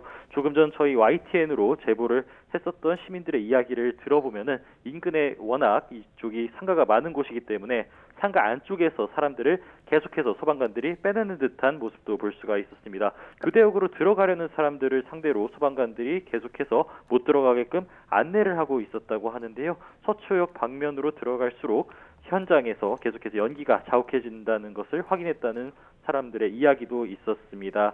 저희가 소방을 통해서 확인해 본 결과 11시 47분에 신고가 있었는데 교대역 11번 출구 쪽에 있는 공사 현장에서 배관이 파손된 것으로 보고 있습니다. 일단 현장에서 소방과 가스 측 인력들이 모여서 가스 배관을 계속해서 밸브를 잠그면서 가스 누출을 막으려고 하는 모습을 볼 수가 있었는데요. 현장에서는 연기가 매캐하게 올라오는 걸 봤다는 시민들도 많이 있습니다. 저희가 12시 기준으로 소방에 확인을 해봤을 때 일단 현재 누출되는 가스의 양은 처음 가스가 누출됐을 때, 그러니까 그때를 100%로 가정한다면 30% 정도 때까지 줄어든 것으로 확인이 됐습니다. 다만 경찰 통제는 여전히 이어지고 있습니다. 소방이 현장에서 출동을 해서 계속해서 인원들을 대피시키고 있는데 일단 조금 전까지 저희가 확인한 바로는 소방 차량 8대 정도가 출동을 해서 인근 대피를 돕고 있는 것으로 보고 있습니다. 예. 네, 계속해서 질문해 주시면 답변 드리겠습니다. 예. 혹시 가스 유출량에 대한 정보도 있습니까? 예, 조금 전 설명드렸다시피 일단 전체적인 가스의 양이 완벽하게 파악되진 않았지만 처음에 가스 배관이 파손됐을 때를 기준으로 한다면은 그때보다 30% 정도로 줄은 것으로 보입니다. 예. 일단 현장에서 계속해서 제보 영상이 들어오는 것을 보면은 가스가 조금씩 보일 것으로 예상이 되고 있는데 일단 그때보다는 다소 줄어들면서 대피나 이런 것들이 계속해서 진행되고 있을 것으로 보입니다. 이곳 서초역 인근 워낙 그 법조 타운도 있는 편이고 계속 상가들도 많이 있기 때문에 대피 인원이 상당할 것으로 보입니다. 연기가 계속해서 나고 있기 때문에 소방에서도 계속해서 상가 안쪽에 있는 사람들을 대피시키면서 그리고 이쪽 상가로 오는 사람들을 차단하고 있는 것으로 보이는데요. 일단 정확한 대피 인원 소방에서 정확하게 파악되지는 않았습니다. 계속해서 대피를 시키면서 지금 집계를 하고 있는 것으로 보이는데요. 일단 저희가 소방에 확인한 바로는 가스 배관 누출 사고로 확인됐던 인명 피해는 아직까지 없는 것으로 보입니다. 다만 계속해서 연기 흡입이라든지 현장에서 이송되는 상황을 정확하게 소방 안쪽 상황실에서 파악할 수 없을 것으로 보이는 만큼 이같이 대피 인원이라든지 혹은 연기를 흡입한 인원 등에 대해서는 계속해서 추가적으로 상황이 나올 것으로 보입니다. 자, 지금 대피 인원을 집계 중이다라고 말씀을 해주셨는데 그렇다면 이제 인근 그 지하철 2, 3호선이 지나고 있는 교대역은 지금 아예 모두 비어 있는 상황인 겁니까? 네, 그렇습니다. 저희가 조금 전에 교대역 역사 쪽과 통화를 마쳤었는데요. 일단 교대역 안쪽으로 연기가 들어오는 것을 확인했다고 밝혔습니다. 교대역 11번, 12번 출구 워낙 사람이 많은 곳입니다. 그쪽에서부터 연기가 흡입되면서 내부로도 연기가 들어오는 것을 현장에서 확인했다고 하는데요. 지하철 2, 3호선 그러니까 양방향 모두 무정차 통과를 시키면서 안쪽에 있었던 승객들을 모두 대피시켰다고 밝혔습니다. 일단 교대역 안쪽에는 인원이 없을 것으로 보이는데 소방에서는 계속해서 교대역 안쪽으로 승객들이 들어가지 못하게끔 통제선을 쳐놓고서 들어가지 못하게끔 하고 있는 상황입니다. 지금 아까 설명드렸다시피 전체 가스량을 100으로 기준으로 한다면은 지금은 30%가량으로 줄어들었다고 하는데요. 아직까지는 가스가 계속해서 유출되고 있는 상황이라는 의미인 만큼 안쪽은 계속해서 통제를 이어가면서 가스 누출을 막는 데 주력할 것으로 보입니다. 예. 자, 정현우 기자 느끼기에 현장 상황은 어떻습니까? 가스 냄새라든지 현장 공기질은 어떤지 궁금한데요. 네, 일단 지금 계속해서 저희가 제보자 등을 통해서 확인을 하고 있었는데요. 현장에서는 가스가 앞으로 피어나오는 듯한 모습을 계속해서 볼 수 있었다고 합니다. 처음에는 가스라고 생각을 하지 못하고서 불이 났구나. 그래서 매캐한 연기가 난다라고 생각했었는데 이게 가스였던 겁니다. 화재 연기랑 달라 보이는 모습으로 일단은 유출됐을 때 상당히 많은 사람들이 이것을 목격했을 것으로 보이는데 일단 지금은 가스가 30% 정도 누출이 되고 있기 때문에 처음보다는 가스량이 많이 줄었을 것으로 보입니다. 일단 소방에서 현장에서 인원들을 대피시키고 있는 만큼 정확한 피해 상황 등은 앞으로 계속해서 집계될 것으로 보입니다. 네, 자 피해 상황도 집계될 필요가 있고 이후에는 이제 이번 사고의 원인을 분석할 필요도 있겠는데 앞서 그 권준수 기자를 연결했을 때는 그곳을 출근할 때 이미 가스 배관이 노출되어 있는 걸 봤다 이런 얘기를 했었고 그리고 이후에 들어온 소식에 의하면 굴착기가 그 배관을 파손한 것으로 보인다 이런 소식도 들어왔었는데 원인과 관련해서 지금 들어온 새로운 소식이 있습니까? 네, 일단 저희가 소방을 통해서 계속해서 확인을 하고 있는데 일단 천공 작업, 그러니까 무엇인가를 뚫고 있는 작업 중에 계속해서 공사를 하다가 가스 배관이 파손된 것으로 추정된다는 이야기를 들었습니다. 포크레인 장비 등을 사용했는지는 조금 전 속보로 전해드렸었지만 정확하지 않은 상황인데요. 일단 계속해서 이것을 좀 확인해 볼 필요가 있어 보입니다. 네, 땅 쪽에 구멍을 뚫다가 사고가 난 것으로 보인다고 했는데 일단은 이런 작업을 했을 때 앞서 권준수 기자가 이야기했었던 것처럼 출근길에도 이렇게 가스 배관이 바깥으로 이제 노출되어 있는 모습을 본 사람도 많이 있었을 것으로 보입니다. 일단 지금은 주변 밸브를 차단을 해서 추가 가스 누출을 막고서 나머지 조치 등을 하고 있다고 설명했습니다. 정확하진 않지만 앞으로 2시간 내외 정도 걸릴 것 같아 보인다는 이야기를 저희가 한 30분쯤 전에 들었는데 일단 2시간 정도쯤으로 앞으로 조치가 완료될 상황을 저희가 예측을 하고 있습니다. 다만 일단 가스가 계속해서 대기 중으로 나가고 있는 상황에 추가 사고 우려가 있는데요. 주변에 있는 분들은 빠르게 대피를 하시는 게 좋을 것 같습니다. 일단 소방 쪽에서도 계속해서 사고 원인을 파악할 것으로 보이는데 정확한 사고 원인 파악은 일단 대피라든지 가스 누출을 막고 나서 정확하게 나올 것으로 보입니다. 예. 자, 사고 직후에 소방에서는 빠르게 현장에 도착했습니까? 예, 그런 것으로 보입니다. 일단은 처음에 저희가 소식을 들었을 때는 지하철 역사 안쪽으로 연기가 계속해서 들어오기 때문에 무정차 통과를 시켰다고 했는데 소방에서도 그 당시 바로 출동을 한 것으로 파악이 됐습니다. 소방 차량 8대 정도와 일단 인력 30여 명 정도가 빠르게 현장에 선착해서 일단 현장에 있는 교대역 쪽으로 사람들이 들어가지 못하게끔 막고서 인근에 있는 상가 쪽에도 사람들이 계속해서 피난을 할 수 있게끔 유도한 것으로 확인이 됐습니다. 일단 지금까지 인명피해는 소방이 없었다고 밝혔는데요. 계속해서 대피 인원 나오고 있는 만큼 가스 흡입 등 가스 누출 사고로 인해서 피해 상황은 계속해서 집계될 것으로 보입니다. 예, 자, 그 일대 교통도 사실 걱정입니다. 왜냐하면 교대역 부근이 굉장히 유동 인구가 많은 지역이고 그리고 지금 지하철을 이용할 수 있는 그런 상황도 아니기 때문에 다른 대체적으로 이제 대중교통을 시민들이 이용을 해야 할 텐데 이 교대역 이외, 그러니까 통제가 되고 있는 그 바깥의 지역은 굉장히 좀 복잡할 걸로 지금 예상이 되거든요. 어떻게 보고 계십니까? 네, 일단 저희 YTN으로 들어온 제보 영상 등을 보면은 인근에 있는 차량들이 대부분 서 있는 듯한 모습을 볼 수가 있습니다. 사람들도 나와서 이게 무슨 일인지 계속해서 지켜보는 모습도 저희가 확인할 수가 있었는데요. 일대 교통 상황은 꽤나 막혀 있는 곳으로 보입니다. 현장 CCTV 화면을 제가 직접 보고 있는데 교대역 쪽 방향으로 가는 서초역 사거리 쪽 상황을 보면은 일단 차량들이 가지 못하게끔 통제가 되어 있는 상태입니다. 저희가 경찰을 통해서 확인을 했었을 때는 일단 가스 누출로 서초대로와 법원과 검찰청 사이 8개 차선을 전면 통제하고 있다고 밝혔는데요. 경찰은 그야말로 지금 진공 상태 조치를 하면서 차량들이 가지 못하게끔 하고 있다고 설명을 했습니다. 일단 11번 출구 쪽에서 가스 누출 신고가 있었던 만큼 그곳을 기준으로 일대 전면적으로 교통 통제와 인원 통제를 하고 있는 것으로 보이는데요. 앞서 앵커께서 설명하셨던 것처럼 이곳 버스라든지 대중교통도 상당히 많이 지나는 곳입니다. 앞서 저희 취재기자가 현장에서 확인을 했었을 때 일대를 지나는 버스들도 모두 다 통제되고 있었다고 설명했는데요. 일단 일대 교통 상황 상당히 심각해 보이는 만큼 인근으로 지나시는 시민분들께서는 우회하시는 게 필요할 것으로 보입니다. 예, 그렇다면 이런 교통 통제는 앞으로 얼마나 더 이루어질까요? 네, 일단 가스 누출 사고부터 잡아야 할 것으로 보입니다. 저희가 앞서 가스 지금 현장에서 조치를 하고 있는 측에 확인을 해본 결과 앞으로 한 2시간 정도쯤은 가스 누출 사고를 잡는데 주력해야 될 것으로 보인다고 설명했습니다. 현장에서 지금 가스 밸브 등을 계속해서 잠그고 있는데 조금 전 저희가 확인한 바로는 전체의 100% 전체를 100 정도를 가스 누출로 본다면 지금은 30 정도씩 누출되고 있는 상황이라고 합니다. 이 가스를 다 막아야지만 현장에 있는 교통 통제라든지 인원 통제를 막을 수 있을 것으로 보이는데요. 일단 여기 대피했었던 주변 상가 시민들이나 이런 분들이 돌아가기까지는 꽤 많은 시간이 필요할 것으로 보입니다. 그리고 일단은 그리고 가스 누출을 막는다고 하더라도 조금 더 누출이 될 가능성도, 추가적인 누출이 있을 가능성도 배제할 수 없는 만큼 이러한 안전 조치라든지 완벽한 현장 조치가 완료된 상황에서 대피를 모두 통제라든지 이런 것들을 해제할 수 있을 것으로 보입니다. 알겠습니다. 자, 정현우 기자와는 여기까지 이야기 나누겠습니다. 정현우 기자 수고하셨습니다. 고맙습니다.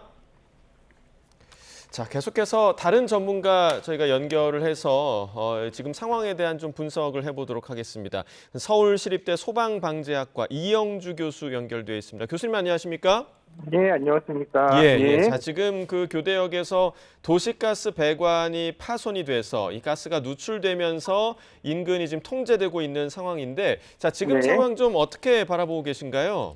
예, 일단 해당 지역에 가스 누출로 인한 폭발이라든지 중독의 위험성 때문에 통제를 하고 있는 상황으로 보이고요. 다만 이제 가스가 완벽하게 다 지금 이제 누출에 대한 부분들이 이제 정지가 된 상태는 아닌 것으로 이제 확인이 되는데요. 예. 그래서 추가적인 누출이 되는 부분들을 최소화하는 부분들, 그래서 신속하게 가스 공급을 차단하는 것들이 가장 중요하겠고요. 또 한편으로는 여기 이제 여러 가지 가스 누출되는 경로들이 지하를 통해서 다른 곳으로, 이를테면 다른 역사라든지 다른 선로 쪽으로 또 확대돼서 오히려 다른 곳에서의 어떤 화재나 폭발로 이어질 수 있는 가능성이 있기 때문에 이런 부분들까지도 좀 더 세심하게 지금 대처를 해야 되는 상황이 아닌가 싶습니다. 예, 지금 가스가 누출된 것이기 때문에 가장 우려되는 부분이 이제 폭발 가능성 때문인데, 지금 이 도시가스가 성분 자체가 메탄 가스라고 하더라고요. 이 메탄 가스가 어떤 조건에 있을 때 좀 폭발 가능성이 있는 건가요?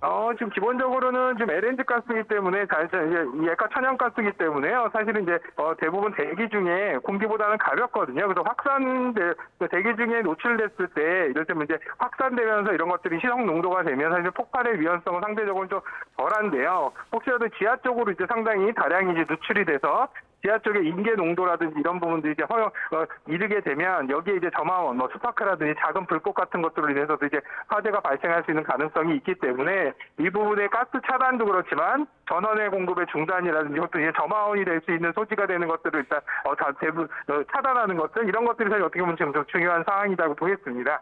예, 저희가 이제 들었을 때는 이 메탄가스가 공기보다 가볍기 때문에 위로 향하는 성질을 가지고 있다라고 얘기를 들었는데, 만약에 이게 그 지하철 내부, 그러니까 역사 내부까지로 많이 들어갔을 가능성도 있는 겁니까? 지금 누출 부위가 어디인지 정확하게 파악은 안 돼서 그 부분까지는 정확하게 말씀드리긴 어렵겠습니다만, 어찌됐든 간에 지하에, 그러니까 누출이 된 부분이 바로, 이를테면 이제 출입구 쪽이나 혹은 또 외부 출입구 쪽으로 해서 바로 확산이 돼서 빠져나갔다면 상관이 없겠습니다만, 일부 지하 쪽으로 체류가 된다거나 미쳐서 빠져나가지 않은 이 누출된 가스들이 선로라든지 또 우수관이라든지 이런 것들을 통해서 다른 쪽으로 이제 흘러 들어가는 이런 상황들, 이런 부분들은 사실은 충분히 좀 위험한 상황으로 우리가 좀 대비를 해야 되는 상황이겠습니다. 예. 자, 이 가스가 지하로 만약에 많이 흘러 들어갔다면 더 위험해 보이네. 지금 아직도 무정차 통과를 지금 교대역에서 지하철들이 하고 있단 말이죠. 그런데 물론 안에 있는 인원들은 다 대피를 했지만 이곳을 통과하는 열차는 괜찮을지, 그러니까 열차는 계속해서 지금 다니고 있는 거 아닙니까? 그 부분도 좀 우려되거든요. 그래서 저도 사실은 이 부분이 가스 누출 정도가 어느 정도인지, 그리고 가스가 누출돼서 이제 이 확산되는 그 오염 범위가 어느 정도인지가 아직 정확하게 확인이 안 돼서 그 부분까지는 자세히 말씀을 드리긴 좀 어렵습니다만, 어쨌든 간에 지하 쪽에 아직 체류되어 있는 가스들이 있을 가능성, 그리고 이런 부분들이 아직 차단이 안 되고 계속 가스가 어느 정도, 아까 기자분이 말씀하신 것처럼 최초에 누출되는 양이 100이었다면 지금은 약간 30 정도로 줄었다고는 하지만 30 정도 계속 누출되고 있는 상황이잖아요. 그런 가능성으로 본다면 사실 지하철 무정차 운행도 사실 상당히 좀 위험 요인으로 고려될 수 있거든요. 그래서 이게 지하 상황에 대한 부분들, 가스에 대한 부분들, 농도 체크라든지 상황들을 파악하면서 이걸 완벽하게 이런 것들이 정리될 때까지 지하철 운행에 대한 부분도 정지를 해야 될지 판단이 좀 필요해 보입니다. 네, 그러니까 이 지금 가스 누출을 직접적으로 이제 경험하신 목격자분들도 굉장히 많이 계시고, 아마 이 메탄가스를 흡입하신 분들도 있으실 텐데 이런 분들의 건강에는 좀 이상이 없을까요? 어떻게 보십니까? 겁니까? 뭐 직접적으로 뭐 과다하게 누출된 상황이 아니고 과다하게 흡입된 상황이 아니라면 크게 위험성이 있지는 않을 텐데요. 그리고 예. 대부분 이제 목격하신 분들 이제 이런 냄새가 나기 때문에 대부분은 바로 인지를 하실 텐데요. 그래서 아마 그 현장에서 직접적으로 고농도의 어떤 이런 이제 가스 흡입이 이루어지지 않은 상황이라면 뭐 당장 그렇게 위험한 이런 상황들이 발생한 건 아니다 이렇게 보겠습니다. 인체에 위험한 상황은 아닐 거다 이렇게 이제 예상은 됩니다. 예. 자, 지금 소방에서 그 현장에 그 누출이 됐던 그 밸브를 차단하고 남아있는 가스를 배출시키는 방법으로 지금 조치를 취하고 있는 상황이거든요. 그러니까 이 조치를 취하는 방법이 이러한 방법밖에 없는 겁니까? 네, 맞습니다. 사실은 뭐 이 외부에서 만약에 누출이 됐다면 자연스럽게 확산이 되면서 별도의 배출이라든지 또 이런 것들 이 가스 제거에 대한 부분은 따로 하지 않아도 위험성이 상당 부분 이제 완화가 되면서 이제 해제가 될 텐데 여기 같은 경우는 지금 지하 공간에서 아마 누출이 됐기 때문에 아마도 일부분은 자연스럽게 대기 쪽으로 이를테면 지상 쪽으로 해서 대기 쪽으로 이제 확산이 돼서 어느 정도 희석이 됐을 거고요. 아마 소방에서 하고 있는 작업들은 지하부에서 이제 누출원 부분이 지하이기 때문에 예. 지하 쪽에 혹시라도 남아있을 수 있는 가스들 이런 부분들을 포함해서 지금 그런 배기들을 지금 하고 있는 것으로 지금 이제 보이는데요. 그래서 말씀하신 대로 밀폐 공간에서는 일단 가스를 환기를 시켜서 이런 가스에 대한 부분을 밖으로 배출시켜서 농도를 떨어뜨리는 것도 이런 것들이 어떻게 보면 가장 중요하고 가장 필요한 상황이라서 아마 이제 그 작업들을 우선 하고 있는 것으로 보입니다. 네, 지금 그 현장이 통제가 되고 있는 상황이고 이 정도의 사고가 정리가 되려면 왜냐하면 이곳이 굉장히 유동인구가 많은 곳이기 때문에 이곳이 좀 정리가 되려면 어느 정도의 시간이 걸릴 것으로 예상을 하십니까? 일단 누출되는 가스가 공급되는 지금도 이제 계속 누출되고 있는 상황들이 일단 멈추게 되고 그다음에 이 지하에 있는 이런 가스들이 어느 정도 이제 다 희석이 돼서 배출됐다고 된다면 사실은 원상복구하는 데는 시간이 이렇게 많이 걸릴 것으로 보이진 않아요. 다만 이제 이 배관이 손상이 됐기 때문에 배관의 교체 작업이라든지 이런 부분들은 이제 후속적으로 이루어져야 될 텐데요. 그렇다 하더라도 현장에서 정상적인 운행을 한다거나 뭐 이렇게 정상화되는 것들은 그렇게 오랜 시간이 걸릴 것으로 지금 상황 진행되는 단계로 만약에 마무리가 된다면 뭐 오늘 안에라도 정상적으로 다시 해제되지 않을까 싶긴 합니다. 네, 알겠습니다. 여기까지 듣겠습니다. 이영주 소방방재학과 교수 연결해서 현재 상황 분석을 해봤습니다. 교수님 고맙습니다. 네, 감사합니다.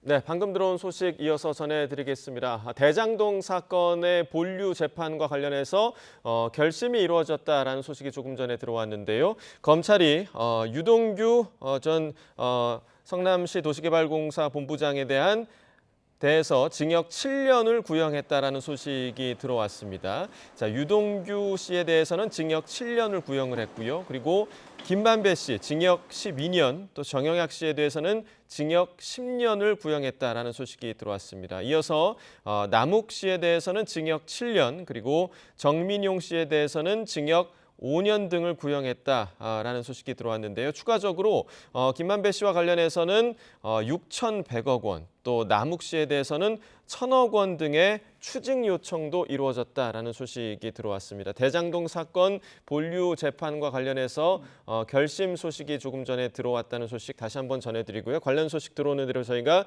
계속해서 속보로 전해드리도록 하겠습니다.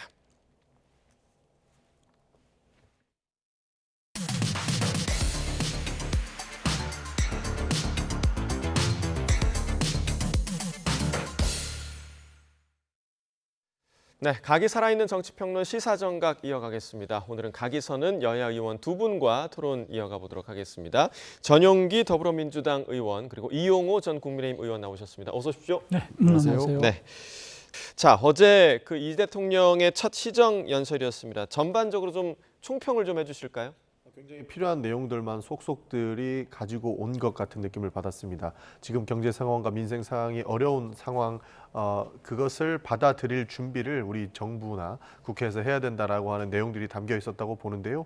그래서 여야 의원님들 함께 머리를 맞대고 해당 부분들을 풀어주십사라는 이야기를 전달하고 싶었던 것 같고요. 예. 기본적으로 함께 기립해서 대통령을 맞이했던 것은 국민이 선출해 주신 권력에 대한 그 존중이었기 때문에 예. 여야가 함께 있었던 것이고, 대통령 또한 국회에 대한 존중이 결국에는 국민을 위한, 국민 들을 보고 하는 존중이라고 생각을 하셨는지 야당의 의원님들도 함께 이렇게 손을 맞잡아 주시면서 덕담을 주고받는 모습들을 보았거든요. 그런 부분들은 앞으로 우리가 삼권 분립 내에서 국회와 그리고 정부에서 하는 서로의 존중이 결국에는 국민과 민생 회복으로 갈 것으로 보고 있기 때문에 앞으로도 이어갔으면 좋겠다는 말씀 좀 드리고 싶습니다. 네, 자, 국민이 보기에는 참 보기 좋은 어제 첫 시정 연설이었습니다.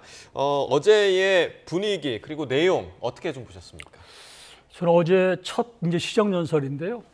그냥 첫 시정 연설치고는 합격점이다. 저는 그렇게 생각을 했습니다. 예. 뭐 원래 이제 들어갈 때는 이제 중앙 통로로 들어가기 때문에 원래 이제 지금 여당이죠. 여당이 거기 의석이 있기 때문에 이제 거기에 악수하는 것이고요. 나올 때는 야당 쪽으로 돌아 나오는 게 대부분 그동안의 코스였습니다.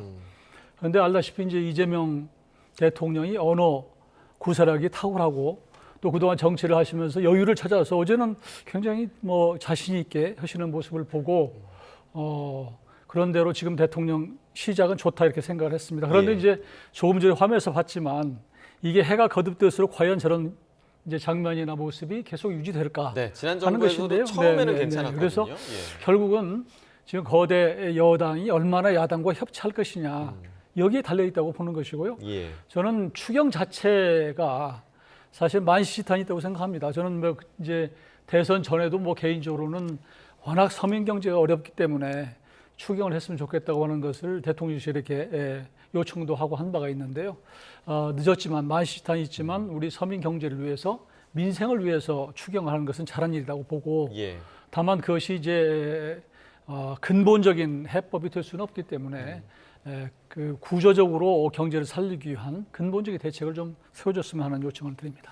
자, 이 추경과 관련해서는 어떻습니까? 지금 왜냐하면 여야가 원구성 때문에 지금 이견이 계속 대립되고 있는 상황인 것 같은데 그래도 예결위원장은 국민의힘에서 좀 먼저 임명을 하겠다라는 의지는 좀 보이는 것 같아요. 그렇지만 오늘 오후 2시에 본회의가 열릴 것 같은데요. 예결위원장도 사실 민주당에서 가지고 와야 된다라는 주장이 좀 강력하게 있고 실제로 그렇게 추진될 것 같습니다. 예결위원장은 한번 내려놓아야 되는 것 아니냐라고 하는 말씀을 주실 수는 있겠지만요. 이번에 임명하는 예결위원장은 내년도 예산까지 이렇게 검수하게 됩니다. 내년도 예산을 세우기 위해서는 정부가 시작했을 때의 첫 본 예산이기 때문에 해당 부분에 대해서 실질적인 개혁이라든지 여러 가지 일처리가 되지 않으면 안 되는 부분들이 있기 때문에 과거 통상 관례적으로 2년의 임기 정도는 보장했던 것을 따라가기 위해서 법사위원장과 예결위원장을 이번에는 민주당이 맡아야 된다라고 하는 것에 힘이 실리고 있다. 그리고 오늘 2시에 선출할 것으로 보고 있습니다. 자, 지금 자연스럽게 이제 원구성 얘기로 좀 넘어갔는데 국민의힘은 지금 말씀해 주신 대로 법사위원장과 예결위원장을 야당이 가져가야 한다라고 주장을 하고 있거든요. 근데 민주당은 거부권 시즌2를 지금 우려를 하고 있는 것 같습니다. 그 내용 듣고 이야기 이어나가겠습니다. 입법권의 남용을 막기 위해 18대 국회에서 과반을 차지한 여당은 83석에 불과했던 야당의 법사위원장을 양보했었지만 지금의 민주당에게는 이러한 견제와 균형을 통한 의회 민주주의 실현 의지를 조금 더 찾아볼 수 없습니다. 과거 민주당이 법사위원장을 야당이 맡아야 한다고 주장한 것은 단순히 여당의 발목을 잡기 위한 목리였습니까? 다수당이 되자 과거 자신들의 주장을 손바닥 뒤집듯 번복하는 것은 이제 힘을 가졌으니 견제와 균형 기능을 마비시켜 입법 독재를 하겠다는 선언입니다. 야당이 법사위원장을 맡았을 때 얼마나 국회 입법권을 무력화시켰습니까? 근데 그 입법의 마지막 게이트에서 관문에서 다 막아버렸어요, 그동안. 그러다 보니까 이 야당한테 법사위원장 넘겨주면 또 똑같은 일이 지난 3년의 거부권으로 국회 입법권이 무력화된 것처럼 이제는 법사위원장을 맡아서 또 무력화시킬 것이다. 이런 불안과 불신이 있습니다. 거부권 시즌2다 이 말씀이세요? 그렇게 될 가능성이 있다. 그런 불신이 있는 거죠, 저희들한테는. 그러니까 이제 지난 정권에서는 대통령이 거부권을 행사를 했고 만약에 지금 법사위를 넘겨주게 된다면 법사위 차원에서 입법 자체가 지금 통과가 안 될 거 아니냐 뭐 이런 우려 같은데요. 아마 여당으로서는 뭐 당연한 우려라고 생각하고요. 사실 야당이 법사위원장을 맡는 그런 그 관례 문화는 이미 깨졌어요. 그리고 때부터는 제가 보기 협치라고 하는 여야 문화, 정치 문화도 사실은 없어졌다 이렇게 보기 때문에 저는 지금 야당이 주장하는 것을 여당이 받아들일 리가 없을 거라고 생각하고 또 지금 이재명 정부로 봐서는 본인들이 하고 싶은 여러 가지 정책이나 또 입법 이런 것들을 사실 초기 1년에 다 끝내야 되는 것이거든요. 그런데 만에 하나 법사위를 야당한테 넘겨주면 법사위가 이 문턱이 되기 때문에 아무래도 조금 본인도로 봐서는 이를 처리하는 것이 어려울 거라고 생각을 하고 똑같은 차원에서 예결위도 마찬가지일 거예요. 예결위도 내년 예산도 해야 되고 이번 추경도 해야 되는 것인데 이런 차원에서 결국은 정권의 승패가 처음 한의문 기간 한 6개월, 그 다음에 1년 내에 승패가 난다게 보는 것이고 그 결과 가지고 내년에 이제 지방선거에 이어질 것이기 때문에 저는 그런 것들 협치보다는 실리를 여당이 택할 것이다. 그래서 야당이 자꾸 이러쿵저러쿵 얘기를 하고 요구를 하고 있지만 저는 그거 받아들일 리가 없다. 저는 그렇게 생각합니다. 어차피 받아주지 않을 거다라고 예상을 하고 계시고, 근데 이제 이런 우려도 있을 수는 있을 것 같아요. 민주당이 입법부, 그다음에 행정부의 권력을 모두 쥐는 상황에서 이걸 견제할 수단이 없어진다라는 우려가 있죠. 그 견제는 다 반드시 수단으로만 행해져야 되는 것은 아니라고 보는 겁니다.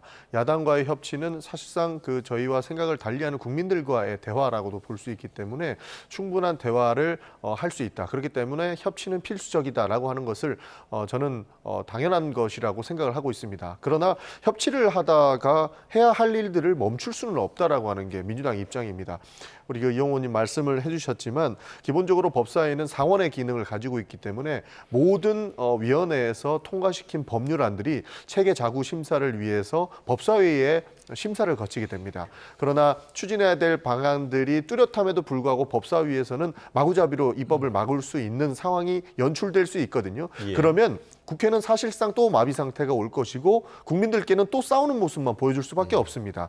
결국에 법사위에서 막혔던 법들을 통과시키기 위해서 여당은 결국에는 패스트트랙이라고 하는 또 다른 방편을 써야 될 것이고 그 과정 중에서 또 다른 갈등을 일으킬 수 있기 때문에 지금 협치냐 나중 협치냐라고 했을 때 사실상 지금 법사위원장을 내려놓는 것이 차후에 있을 협치에 또 다른 문제를 낳을 수 있기 때문에 저희 입장에서는 오히려 지금 조금의 갈등이 있다고 하지만 해야 할 일들을 하기 위해서 법사위원장을 가지고 와야 된다라고 하는 것이 대부분의 생각입니다.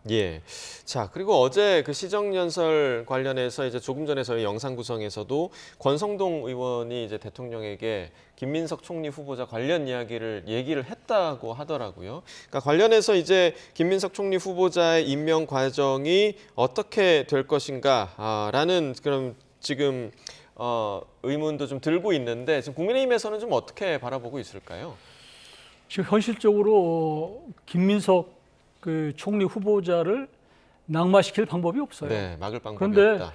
우선 본회의 의결에서 그걸 부결시킬 수도 없고 또 아이러니컬하게도 국민 여론이 그렇게 또 부적합하다와 적합하다에서 적합하다가 좀 높은 것 같더라고요. 맞습니다. 그렇기 때문에 이런 상황에서 국민의힘이 할 수 있는 일은 없다. 다만 그럼에도 불구하고 김민석 후보가 이번에 청문회 과정에서 보여준 여러 가지 좀 흠결이라고 그럴까?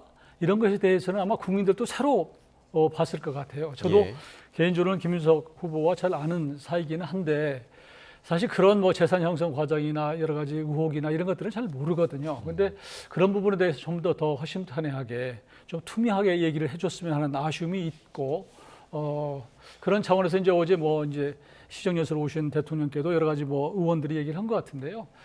어제 대통령실에서 우리 현 정부의 여론이 50% 넘는다고 하는 것을 좀 감안해달라 이런 얘기는 결국은 협조해달라는 얘기거든요. 그래서 저는 결과적으로는 여당의 스케줄대로 김민석 후보자는 갈 거다 이렇게 봅니다. 전용기 의원은 청문위원이셨으니까 그렇습니다. 그 현장에서 누구보다 더 그 분위기를 잘 느끼고 계셨을 텐데 그제 그 청문회가 결국엔 파행으로 이어지면서 산회가 됐잖아요. 그렇습니다. 그러면 종료가 된 건가요? 왜냐하면 국민의힘에서는 아직 종료된 게 아니다 이런 주장도 나오고 있더라고요. 당초에 2일로 합의를 했고요. 그리고 하루를 꼬박 이렇게 청문회 과정을 겪었고 이틀째 날까지 겪었습니다. 이튿날 오후 5시, 그러니까 마지막 질의를 남겨두고 국민의힘에서는 자료를 안 준다면서 퇴장했거든요. 이것은 이미 검증이 끝나서 더 이상 파헤칠 부분이 없는 것이 아닌가 하고 의심을 할 수밖에 없었습니다. 기본적으로 야당의 꽃이 청문회입니다. 청문회에서 만약에 의혹이 있는 부분들도 새로운 증거를 가지고 와서 질타할 수 있는 부분이거든요. 그런데 그 역할까지 포기했습니다. 이미 저희가 봤을 때는 증명된 내용들을 가지고 파다가 안 되니까 더 이상 할 말이 없어서 나간 것 아닌가 하는 의심을 받을 정도였습니다. 그 내용이 재산 형성 과정이 투명하지 않다라고 말씀 주시는데 김민석 총리 후보자 재산이 없습니다. 2억 원이라고 신고는 했지만 그게 국회의원의 그 후원금, 그러니까 정치자금까지 포함되어 있기 때문에 2억 원이라고 보이는데 사실상 집도 없고 재산도 없거든요. 그런데 뭐 현금을 장롱에 6억 원을 뭐 넣어뒀고 썼다. 이게 검은 돈이다라고 하는 사실상 사실이 아닌 허위 사실을 프레임화시켜서 접근을 해왔기 때문에 그 미천이 다 드러났다고 생각을 하는 것이고 그 부분을 증명하지 못하니까 이렇게 억지를 쓰고 있는 거라고 의심을 하지 않을 수 없는 그런 상황이었습니다.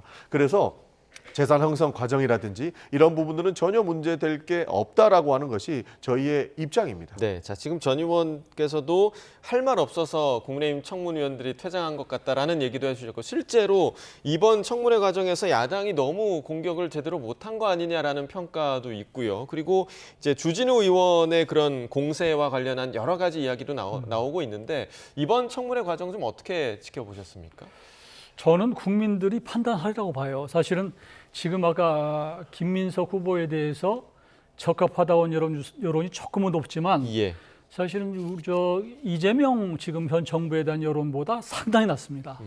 그게 부담이 된다는 얘기고요.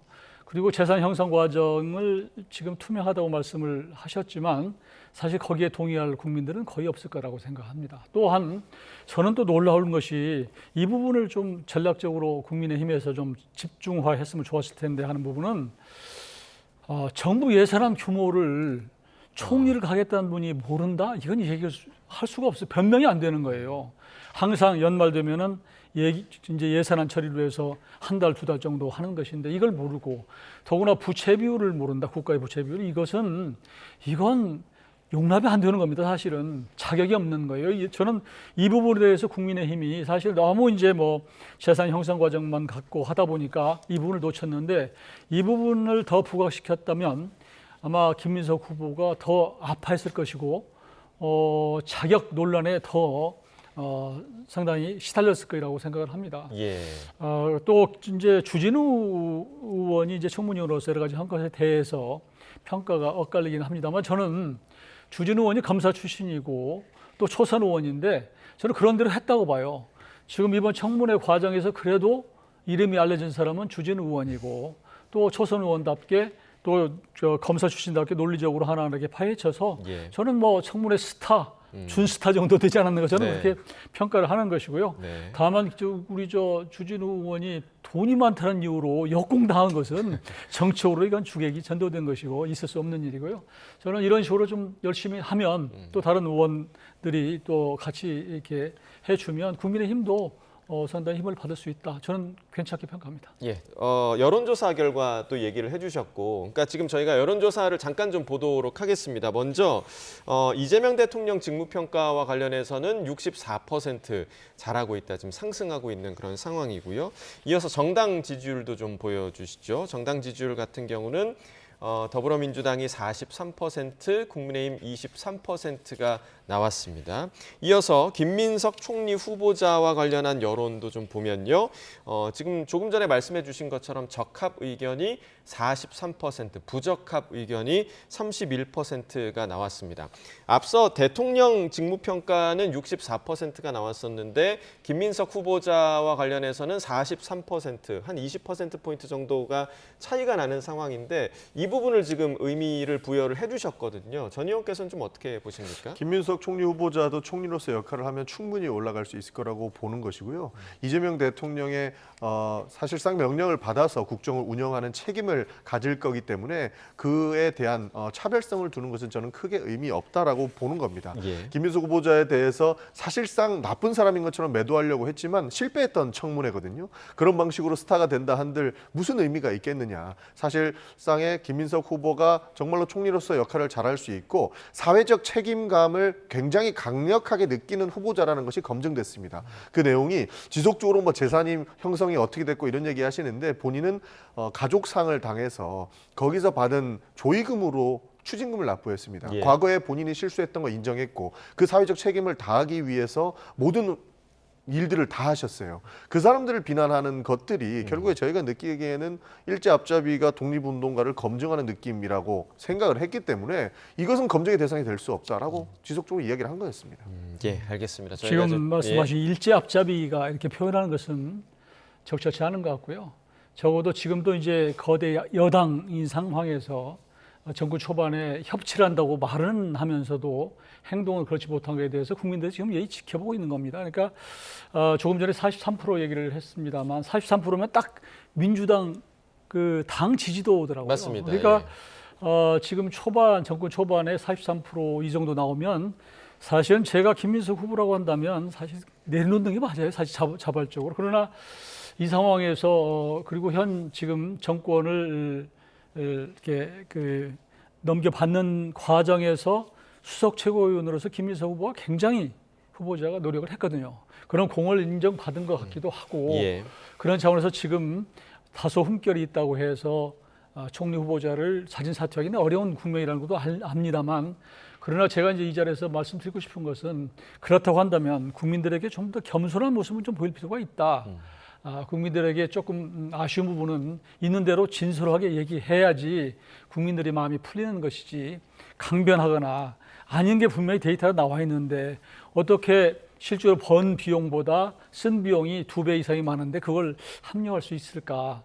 또 그걸 합리화하는 과정에서 여러 가지 문제가 생기기 때문에 저는 정치인답게 사실은 좀 더 허심탄회하게 좀 했었으면 좋았을까 하는 그런 아쉬움을 갖고 있습니다. 제가 말씀 표현 중에 과도한 표현이 있었다면 그 부분에 대해서는 사과를 드리겠습니다. 그러나 이렇게 과도한 표현을 쓸 수밖에 없었던 것이 사실이 아닌 내용을 가지고 후보자를 지속적으로 매도하는 표현을 걸었던 것이고 장롱 속 6억이라고 하는 가짜 뉴스를 사실 국민의힘에서는 조직적으로 전국에 그 현수막을 걸고 있거든요. 이런 부분들은 좀 멈춰줘야 된다고 저희가 말씀을 드리는 겁니다. 그런 부분에서 분노하는 지점이 있는 것이고 이후에 협치를 하기 위해서도 이런 비현실적이고 사실이 아닌 부분에 대해서는 함께 맞춰 나가는 게 맞다고 보는 겁니다. 예, 저는 한 가지만 저희도 붙이고 싶은 것은요.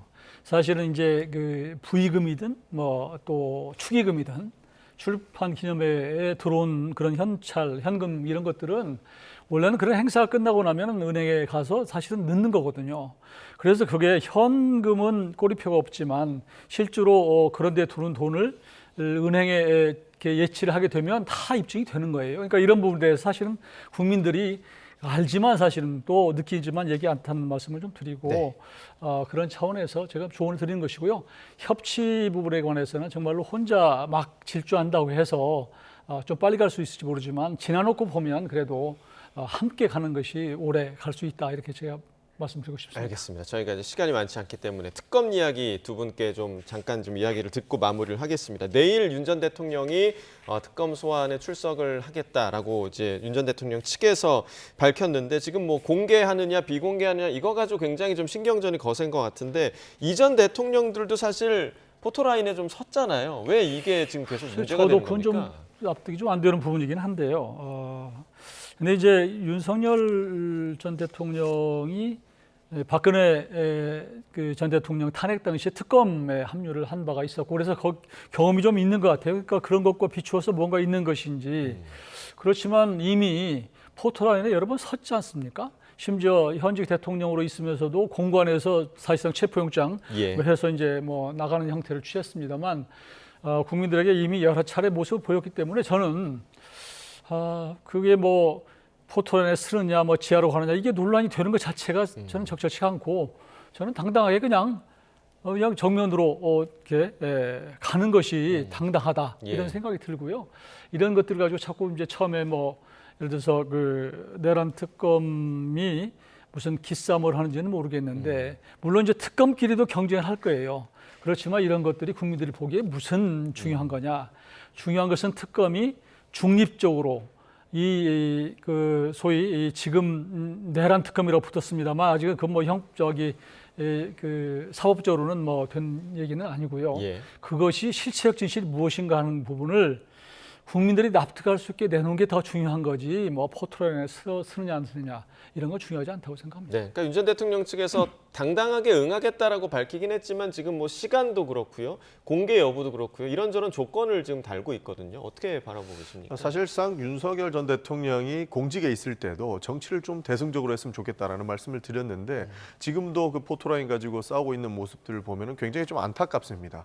12.3 계엄의 밤에 모든 사람들이 다 봤고 실제로 내란 주요 임무 종사자들은 뭐 보석으로 나오고 계신 분도 계시지만 추가 기소로 구속이 된 분들도 계시거든요. 그런데 본인이 지시해놓고 본인은 저렇게 법 기술자의 면모를 보이고 있는 것이 국민들께는 어떠한 눈으로 볼 수밖에 없겠는가. 이런 부분도 좀 생각을 해주셨으면 좋겠고 더욱 당당하게 이 해당 현실에 임해주시면 감사하겠다는 말씀 좀 드리고 싶습니다. 네, 알겠습니다. 두 분 말씀 여기까지 듣겠습니다. 전용기 더불어민주당 의원, 이용호 전 국민의 의원 이야기 나눠봤습니다. 고맙습니다.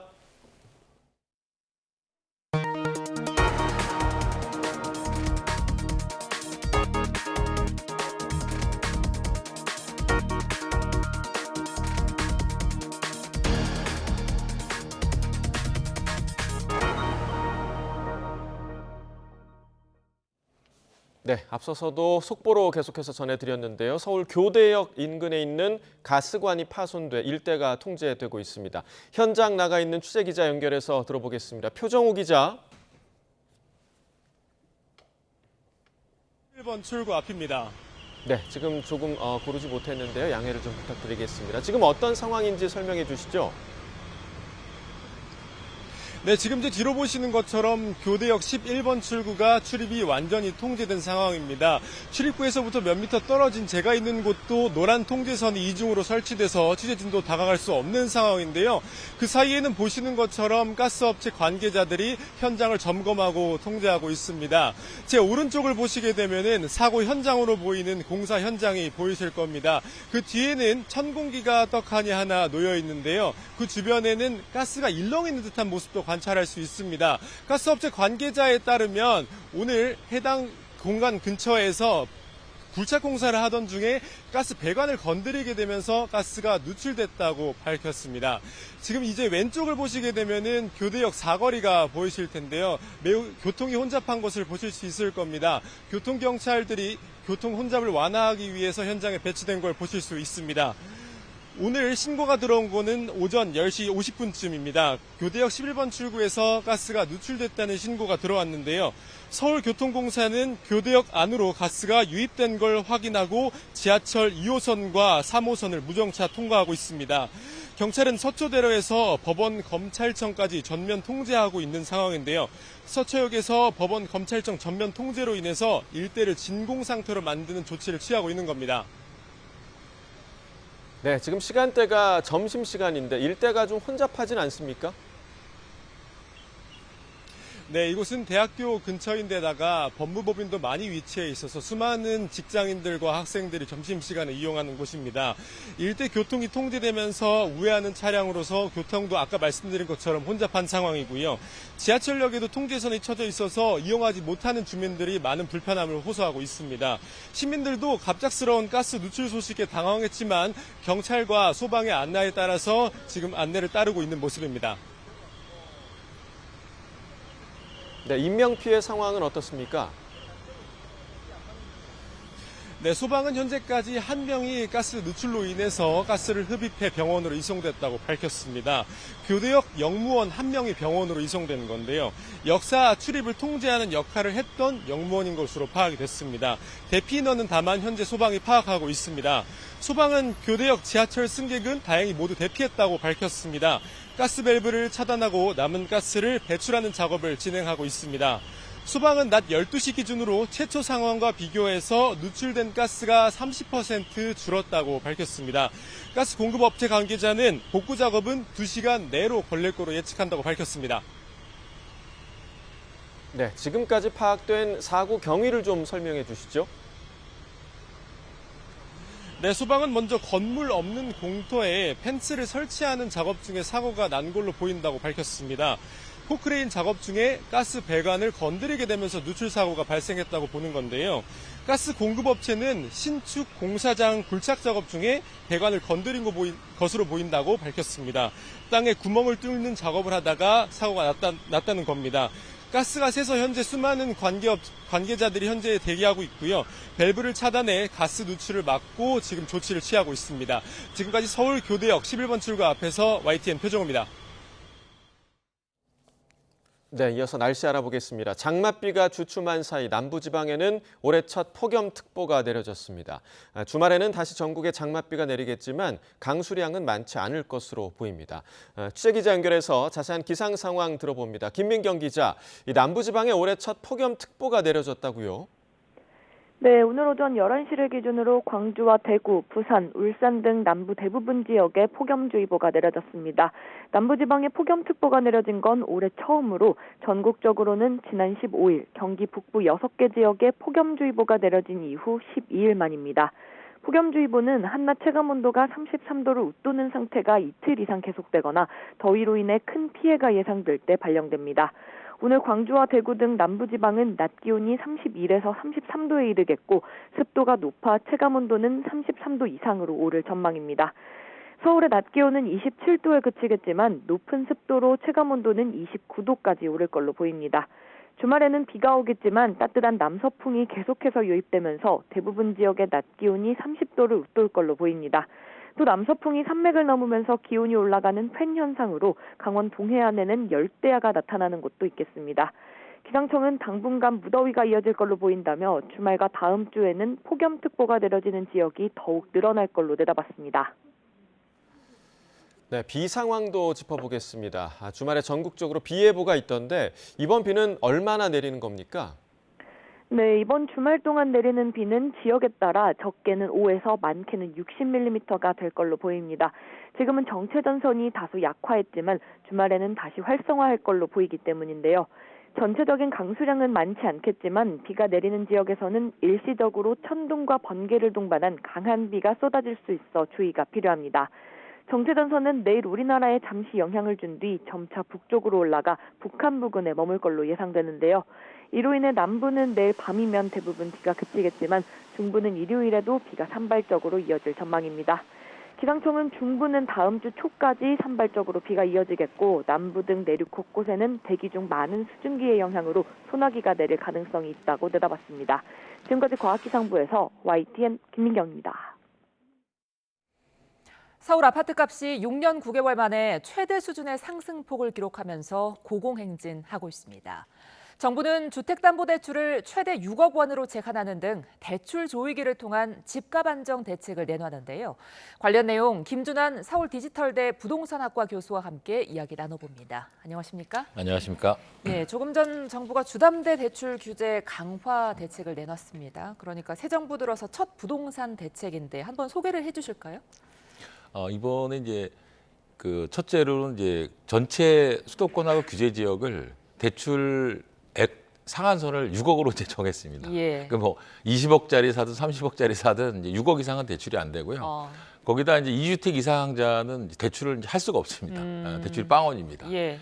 그리고 또 하나는 이제 1주택자에 한해서는 이제 이사를 하려고 집을 이제 구입을 하면 전입신고를 6개월 이내 해야 되고 그 전 주택을 6개월 이내 처분을 해야 됩니다. 이것이 이제 역대 정권에서 없었던 대출 규제 하나만 내놨는데도 예.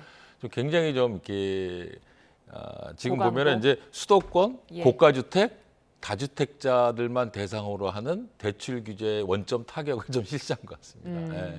자, 그런데 당장 내일부터 시행이 된다고 예, 하더라고요. 예.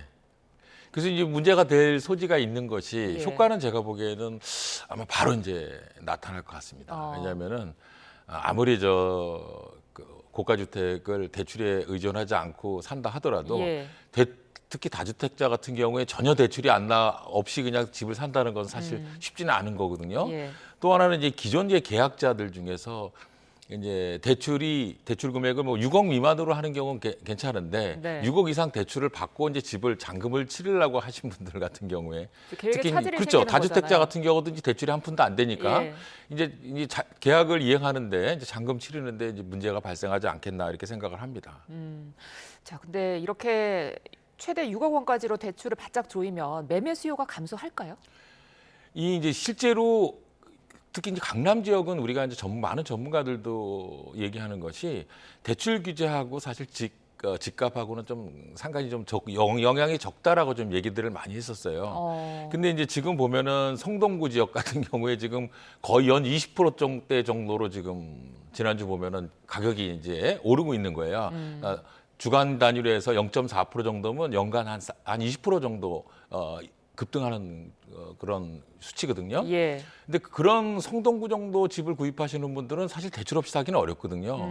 그렇다면은 그분들이 일부 이제 대출을 끼고 이제 집을 사고자 하는 분들이 많을 텐데 예. 그렇다 보면은 실제로 이게 무주택자나 1주택자나 다주택자 전부 다 실제로 대출은 이제 대출 없이 이렇게 줄어든 대출 하에서 집을 구입한다는 집을 구입한다는데 상당히 어려움이 있지 않겠나 좀 예상이 됩니다. 예. 이렇게 되면 이제 대출을 안 받아도 되는 현금 부자들만 집을 살 수 있는 거 아니냐 이런 우려도 나오는데요. 그러니까 지금 이번 이재명 정부에서 처음 이제 부동산 대책을 내놨는데 대출 규제 하나만 내놨죠. 예. 그러니까 제가 이제 제 느낌으로는 예.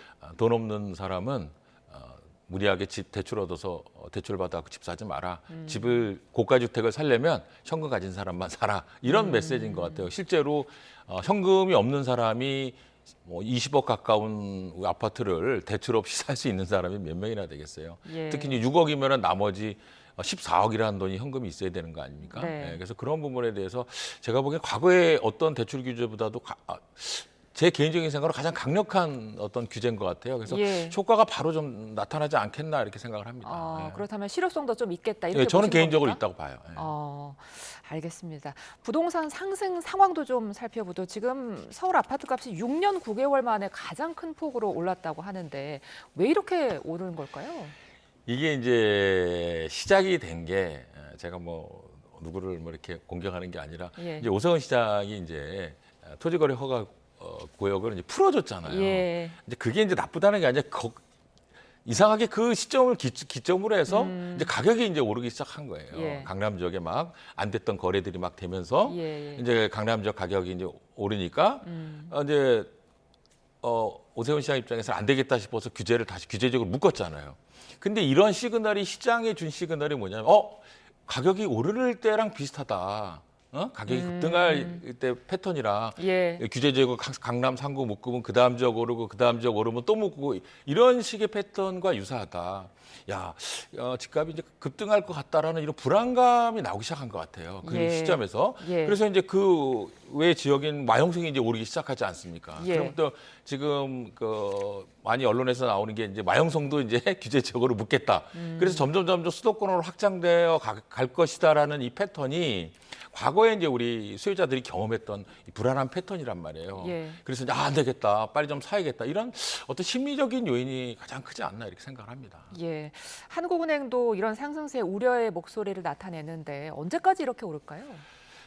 저는 오늘 정부 규제가 나오기 전까지는 당분간 좀 갈 것이라고 좀 예상을 했어요. 네. 예, 이게 이 심리적인 부분이 사실 문재인 정부 때도 굉장히 많은 규제책을 냈지만 소용이 하나도 없었잖아요. 그때는 거의 비슷한 상황으로 이제 가서 당분간 좀 가격이 좀 오르겠다고 생각을 했는데 오늘 문재인 정부 이명박 정부 이재명 정부의 규제 정책을 보니까 예. 제가 보기에는 당분간 이 매수세가 좀 많이 급격하게 줄어들 가능성이 높다. 그렇다면은 조금 가격이 급등하는 것이 조금 주춤하고 조금 주춤해서 좀 안정이 되거나 조금 오히려 또 하락할 가능성도 있다는 개인적으로 하락 이렇게 보고. 가능성까지요? 지금 굉장히 지금 0.4% 주간 0.4%대로 지금 성동구가 오르고 있거든요 지난주에. 예. 그럼 연 24% 정도 급등하는 추세란 말이에요. 그러니까 이것이 좀 꺾일 거다라는 얘기. 얘기죠. 그래서 예. 뭐 가격이 막 급격하게 하락하는 게 아니라 상승세가 꺾이거나